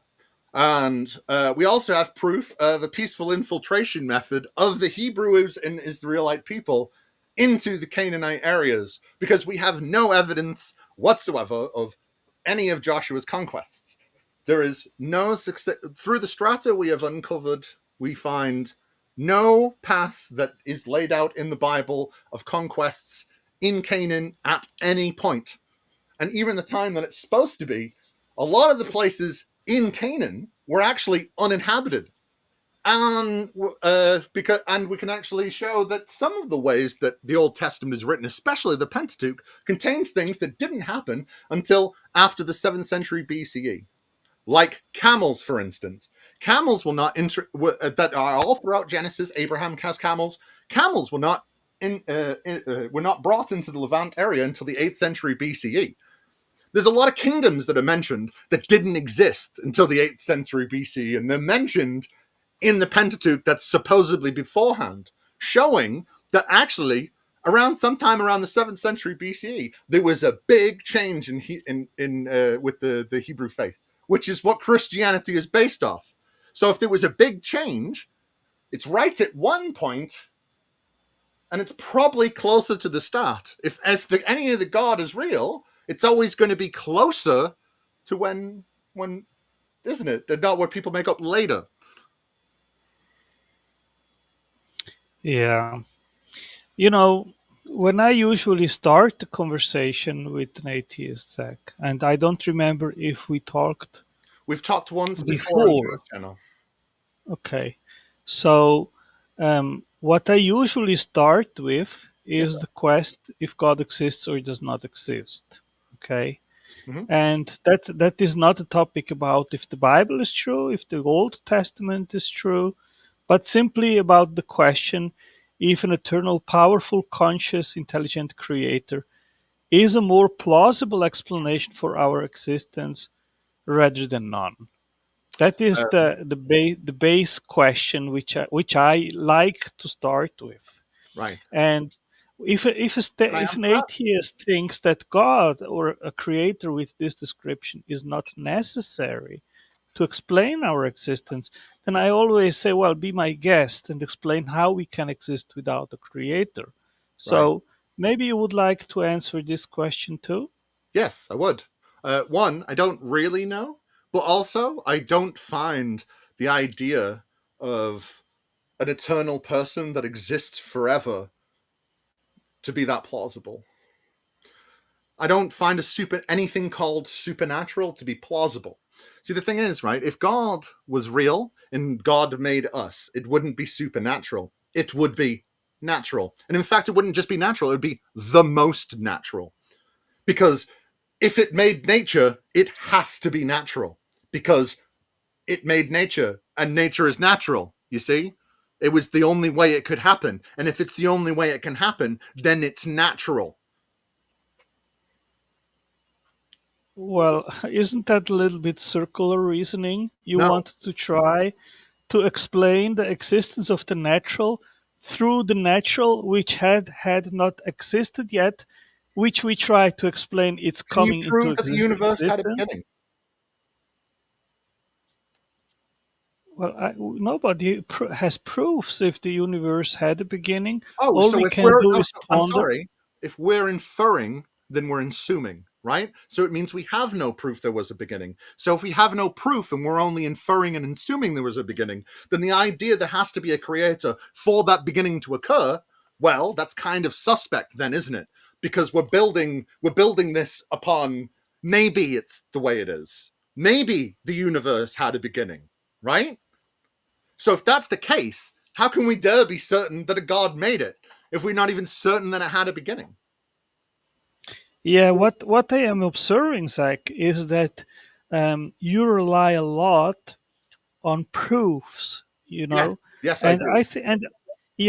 I think a problem which I very often and constantly see with atheists is their epistemological framework, where they ask for proof of God's existence, but do not hold the same standard of scrutiny to the proposition that no God explains our existence and that the physical natural world is all there is, nothing beyond. What do you And want my about? answer to that and my answer to that is that nobody has actually access to the metaphysical, to what is or what is not beyond the physical and natural. And that makes basically the quest or the requirement of proof of God's existence moot, because nobody has proof. You cannot prove to me that the physical natural world is all there is And you and no cannot gods prove to me that beyond. there is anything outside the physical natural world. Exactly. So So we assume both so have no we're saying with proofs. any You have. certainty. I'm You are sorry, in the I'm same the one that boat says as that I I don't am. know if God exists. You're the one that's saying that the Bible is 100% true. Okay? Well, no, I am saying No, that I no. I asked believe that before. God You said exists. 100%.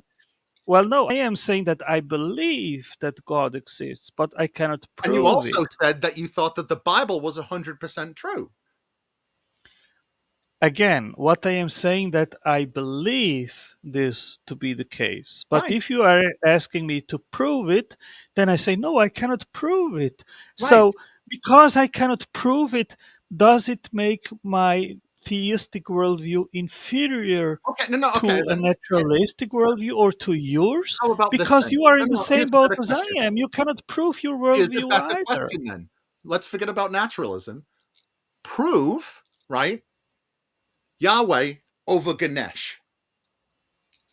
Tell me why I should believe Yahweh and Jesus over Ganesh. Yeah, so the This is question why I is, ask for proof.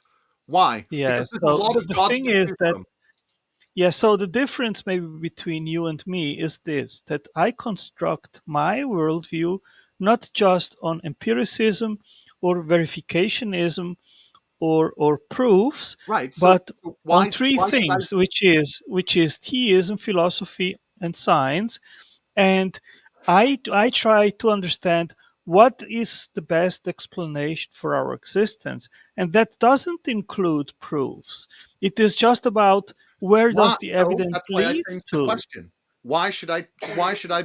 So if there's no, if neither of us can properly 100% prove or disprove God, right? Then why should I believe in Yahweh over Ganesh? Well, again, let's maybe start with the more basic question. Why should I believe, as a theist, that the no God hypothesis makes actually more sense than the God hypothesis to explain our existence? No, I'm telling you why I find it hard to believe in Yahweh. There's a lot of different gods, right? And a lot of different people believe in a lot of different gods. Right now, we're not talking about Zeus or fucking whatever, right? Why shouldn't I be a Hindu over a Christian? Let's just Yeah, and say I my 100% initial say that God exists and it has to be one of the man-made gods on earth right now. Why do I have to believe in yours? Yeah, and my question and starting point is actually deeper and doesn't actually address the question which you just asked. I am asking what makes more sense. It's not about proof, it's just about where the evidence leads to. Stop dodging the Is the question. Why should I is an choose eternal Yahweh over powerful. Ganesh? No, let me just quick finish. Is it more plausible, logical, and rational to believe that an eternal, powerful, conscious, intelligent creator made everything, the physical world, or So, not? why should That I is the believe in basic Yahweh point. over Ganesh? Again, that is in my They're both understanding, creator or gods, in right? So listen, let's agree. You're 100% correct. Why should I in a choose that one? cumulative. Okay, so in a cumulative argument for God's existence, We're I talking, do not I agree start God with that exists. I question. agree I God start with a exists, more right? basic No, I question. agree God exists. Why? Why should I choose Yahweh over Ganesh? Well, this is a construction which I think takes a little bit time. You need to read the Bible and then eventually come to the conclusion that God is the God of the Bible is more plausible than But it's any not Hindu though. god or It's Muslim not though. god or Sorry, whatever. but the Hindu holy book has a more accurate age of the universe.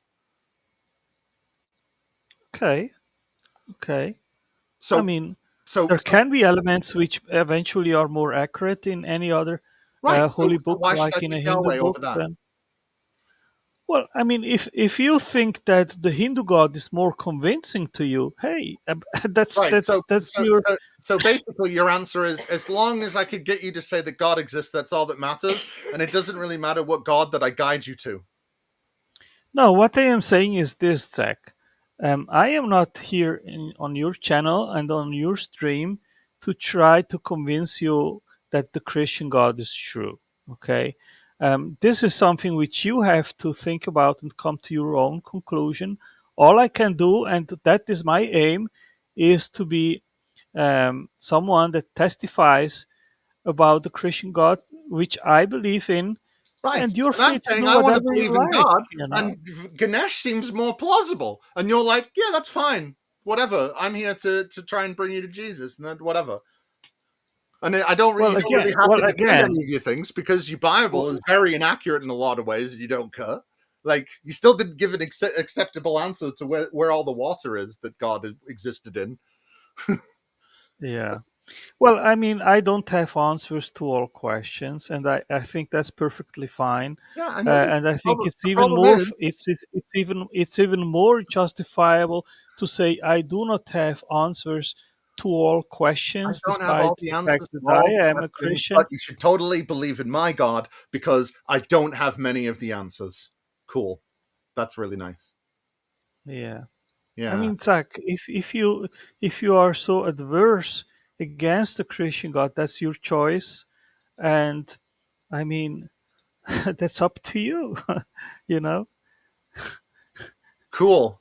I love these apologetics that I get from Christians when they're like, "Yeah, you do you, dog. Whatever."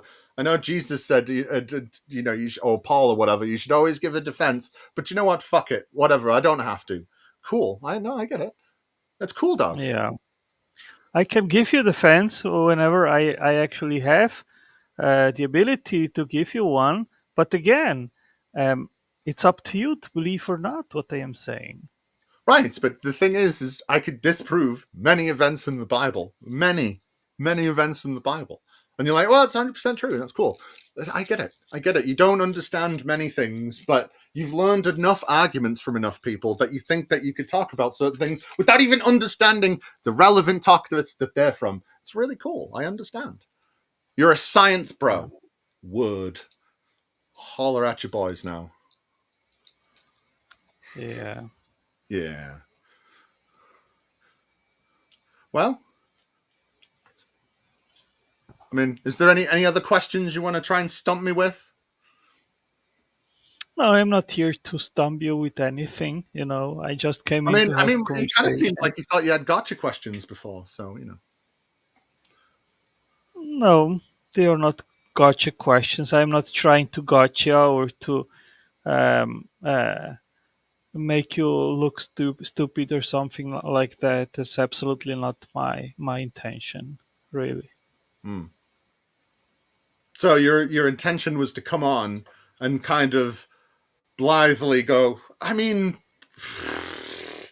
I have a modicum of answers, and those aren't much.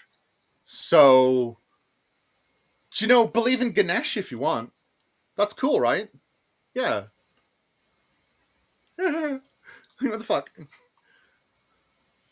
Yeah, I mean, what I am seeing is that you are very passionate anti-Bible, okay? Well, And yeah, because I can prove a lot of it to be lies. I mean, you can ask yeah, which bits if you want. We could discuss it. yeah. I always say that I don't think this is a good reason not to be a theist or maybe a believer in the Bible. A good Why?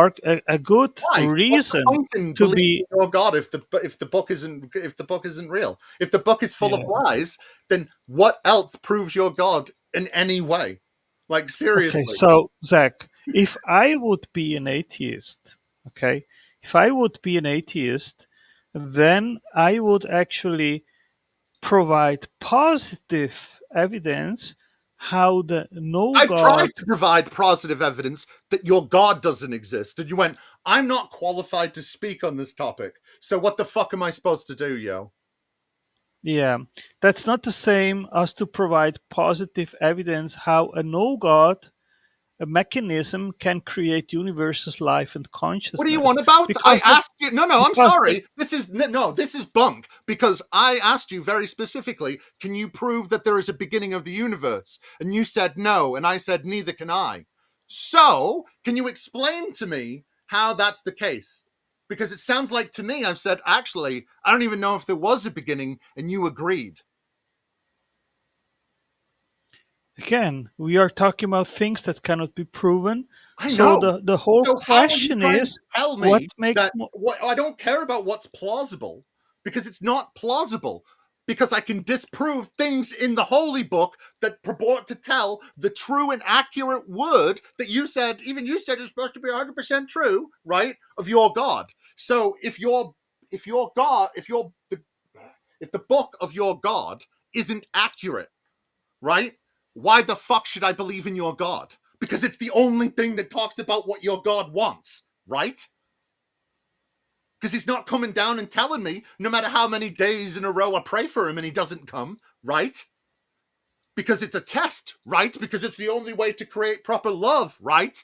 So why is the book wrong then? Yeah. Yeah. The only way you could convince me that what you are saying makes any sense whatsoever would be if you could provide good reasons how a no God could create universes, life, and consciousness. This is something which, in 40 years as a Christian, I have never seen any atheist even to come close to provide such an explanation. Right. Because for I me, it also is it didn't makes say, simply all no I said sense is I'm making the whatsoever positive claim that to your God think is that real, we not a exist and deistic that God. So nothing made I'm us. saying your point is still moot because I don't see the implausibility of a deistic God. I see the implausibility of yours.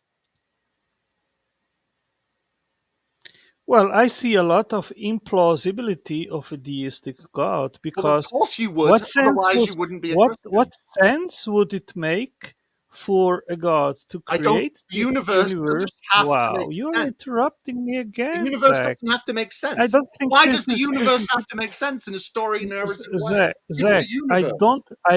I'm really trying to be very patient and cool and calm, and I'm trying to have a Congratulations. conversation with you, Yeah, I know. but you need to understand that it's difficult when I'm constantly being interrupted. Right, but I whatever. I mean, I understand your passion about your position. Yeah, and That's okay. I But responded to if what you you were want, saying, and because you wow, don't well, have a response again, you're back, you interrupting would me again. rather I am talk not able slower, to right, finish and one talk about how I'm sentence without interrupting being you interrupted. because that's the only thing that matters. Because you got to talk slower to try and give yourself a little time to try and think of something. I understand the tactic. I responded to what you said. I like. I don't care if you think it doesn't make sense. The universe doesn't have to make sense to us. It's the universe. It's vast and full of lots of stuff, right? We're just mostly hairless apes, okay? The universe doesn't have to make sense to us. The Yeah. idea that it does is so silly because the universe is big and doesn't give a shit about any of us. Why does it have to make some narrative sense to us? What? Because it makes us feel nice and warm on the inside? Really? Is that all? Is that all it boils down to? Because the proof of the Bible doesn't matter. Saying that a deistic God might exist doesn't matter. You don't want to try and give me any ways why I should believe in Yahweh over Ganesh. You don't want to give me any reasons why God doesn't want to talk to me when I ask him all the time. Everything's Yes, let me ask you incomprehensible when you something. don't What do know. you get out? What do you get out of all this Bible bashing? What do you expect to achieve by For this? people to care about the world that they live in and not care about this one and only care about the one that might maybe come later because there's a bunch of gods to pick from, right? And some of them have And heaven who and some of them told don't. you I that am not Christians finished. do not So, care about this world? Well, I'm no, interrupting you Christians don't now care because about you are this just world. Most of the making fucking Christians that non-factual are in the government claims. are like, let's fucking kill everything. Let's fucking just fucking pump oil everywhere. Let's pump all of our sewage into the waters. Let's do all this shit. Because this world doesn't matter. Because the Bible says you should not love this world. And those that love things in this world have enmity with me. And that's Jesus talking. So in fact, yes, Christians are commanded to not like the world. So that's why I think that, because that's what Jesus says. Yeah. Yeah. Yeah, I disagree with you on Yeah, of this course as you do. well, Zach. Yeah. And I disagree with good reasons, but So I think why do you disagree with Jesus yeah, then? Why do you it disagree is with difficult to expose my reasons.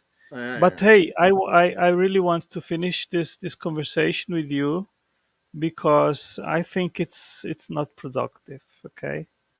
Cool beans, yo. That was the whole point to begin with.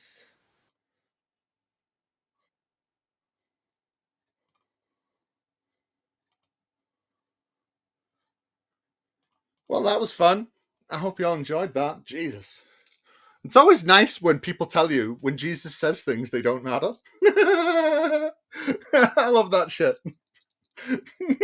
I know Jesus says these things, but fuck him and fuck what he says. And you know, the whole book that it's from doesn't matter, and you don't need any answers, and you don't need to. It just believe in mine, because I don't need reasons. Just believe in mine. I always loved that shit.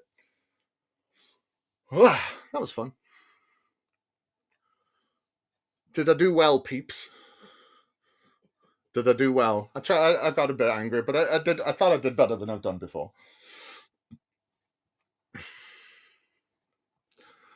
I need a drink. My mouth is so dry. Yeah. I don't know. Now that's all done. My adrenaline's dropped and I'm fucked. Yeah.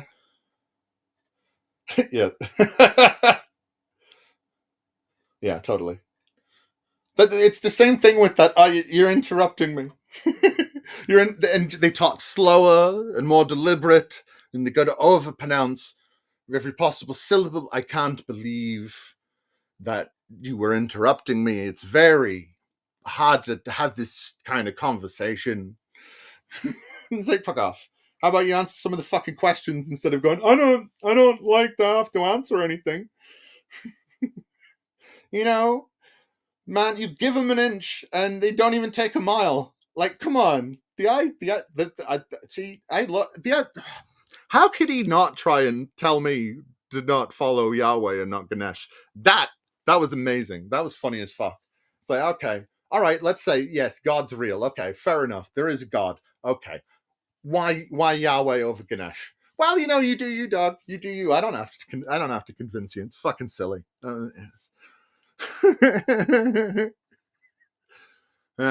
So, yeah. Do y'all think I should debate people more? Or do y'all think I should just, like, leave it out? I don't know. I mean, even the fact is, like, hey, you don't have to fucking, what's it called? You don't have to, I don't believe that we have any proof of any beginning of the universe. And you're like, all right, then, so how could you say that God created it? But no, definitely did it, though. Tell me how nature did it. I don't know. Maybe there's a deistic God.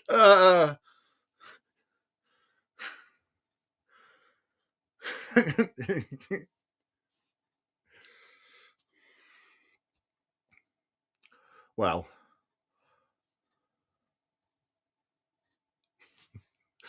sweet. Yeah, I thought that went well. Man, how the fuck can you say the Bible's 100% true and then go, it doesn't matter, don't worry about it?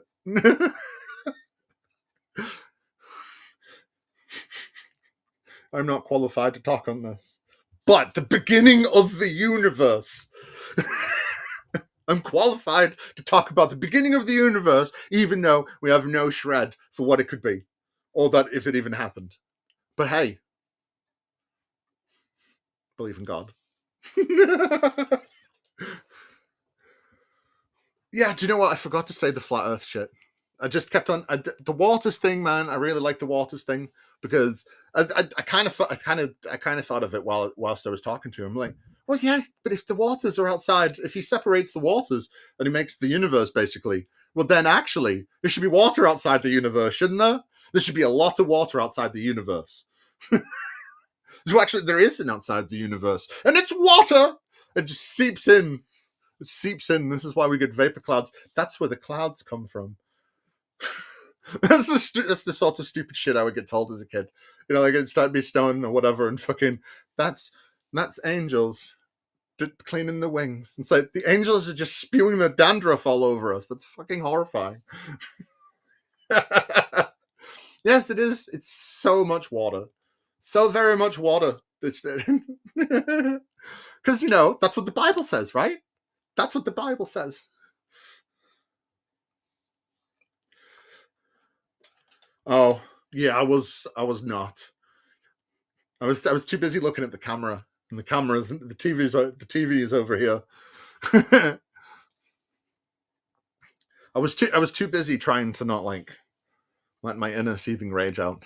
Not because he was annoying me. That's just how I live life. I have an inner seething rage. There's literally a reason this is called the shaking fist, because I'm a very angry man.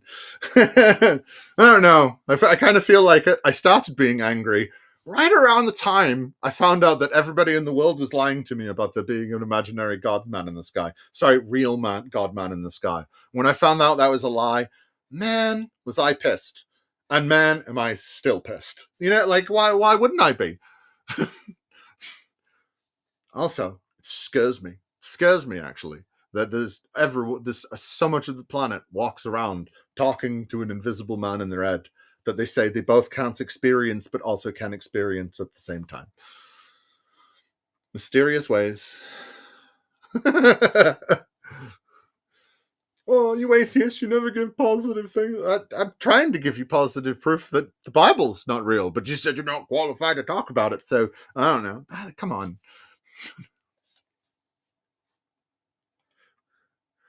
Yeah, something like that. Do you know what? I did see the pillars thing. I remember you saying something about pillars. I remember saying something about pillars, but I was confused because my head didn't. To be honest, when you said pillars, my head didn't go to like Christians talking about pillars and Jews talking about pillars or whatever. I started thinking of like God of War and like fucking hitting people with pillars. Yeah.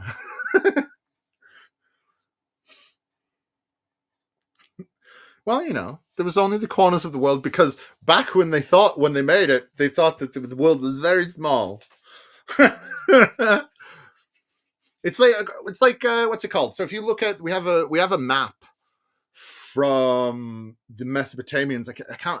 It was the Babylonians or the Assyrians. I can't remember which one it is. But we have a map of those, and they have the same thing. It's all water on the outside because they thought they were basically an island. Yeah, the dome of the sky, because it's mirroring. That's the thing, right? I didn't get to go into it because he sidetracked me with me being annoyed that I am not qualified to talk about the Bible. But the fucking because that really annoyed me. But the whole separating the waters thing it's a Mesopotamian thing, right? Because the Eridu Genesis son? The what Tiamat and the Abzu come together and make everything. So God's separating them, right? Because he's more powerful than their gods. And then what's it called? There's the there's the bit where he's like he makes the dome where the firmament is like it's another Mesopotamian creation myth. But it's the thing that they sacrifice a god and they use bits of his skin and stuff to make like the dome that we live under and and shit like that.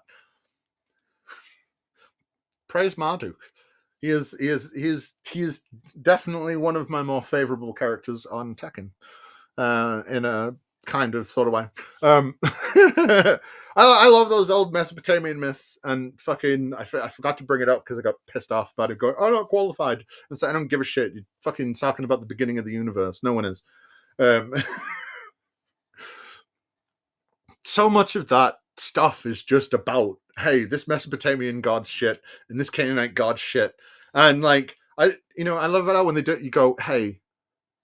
I love it how when you go, hey, why don't we sacrifice some bulls if it's good enough? And they're like, oh, I always do you ever notice when you're like talking to them in chat or like over this or something like that, if you bring up some shitty bit of the Bible that they don't like remember or whatever, you kind of get this like response like, oh really, is this what you're going to talk about? You're not talking about one of the prescribed verses. I've only learned about 75 to 80 verses of the entire Bible, so the rest of it doesn't matter.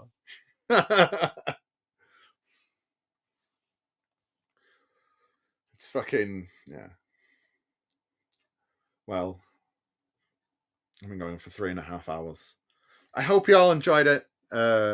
So we should hopefully see you next week with Jimmy Tux and me continuing to read Braxton Hunter's book. And, maybe someone like Artangelo might turn up again. I doubt it. I was even surprised that he actually came on. But like I said, he thought he was going to own me in some way, and it didn't go the way he thought. That's why I'm like, hey, you can't be saying you didn't think you were going to do any of that, because fucking why the fuck would you come on then?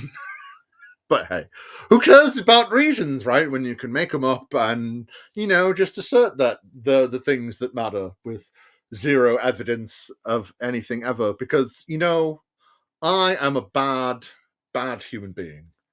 When people present a claim of farcical beings in the sky, I really demand proof because, hey, like I said, why shouldn't I worship Ganesh? Other people are making just as absurd claims as you are. So, if there's a bunch of people making a bunch of absurd claims, well, then I'm afraid I'm gonna have to ask for proof. Shame on me. See, I'd have to look those quotes up. I remember some. See, what happens more is I remember the words and then I look them up.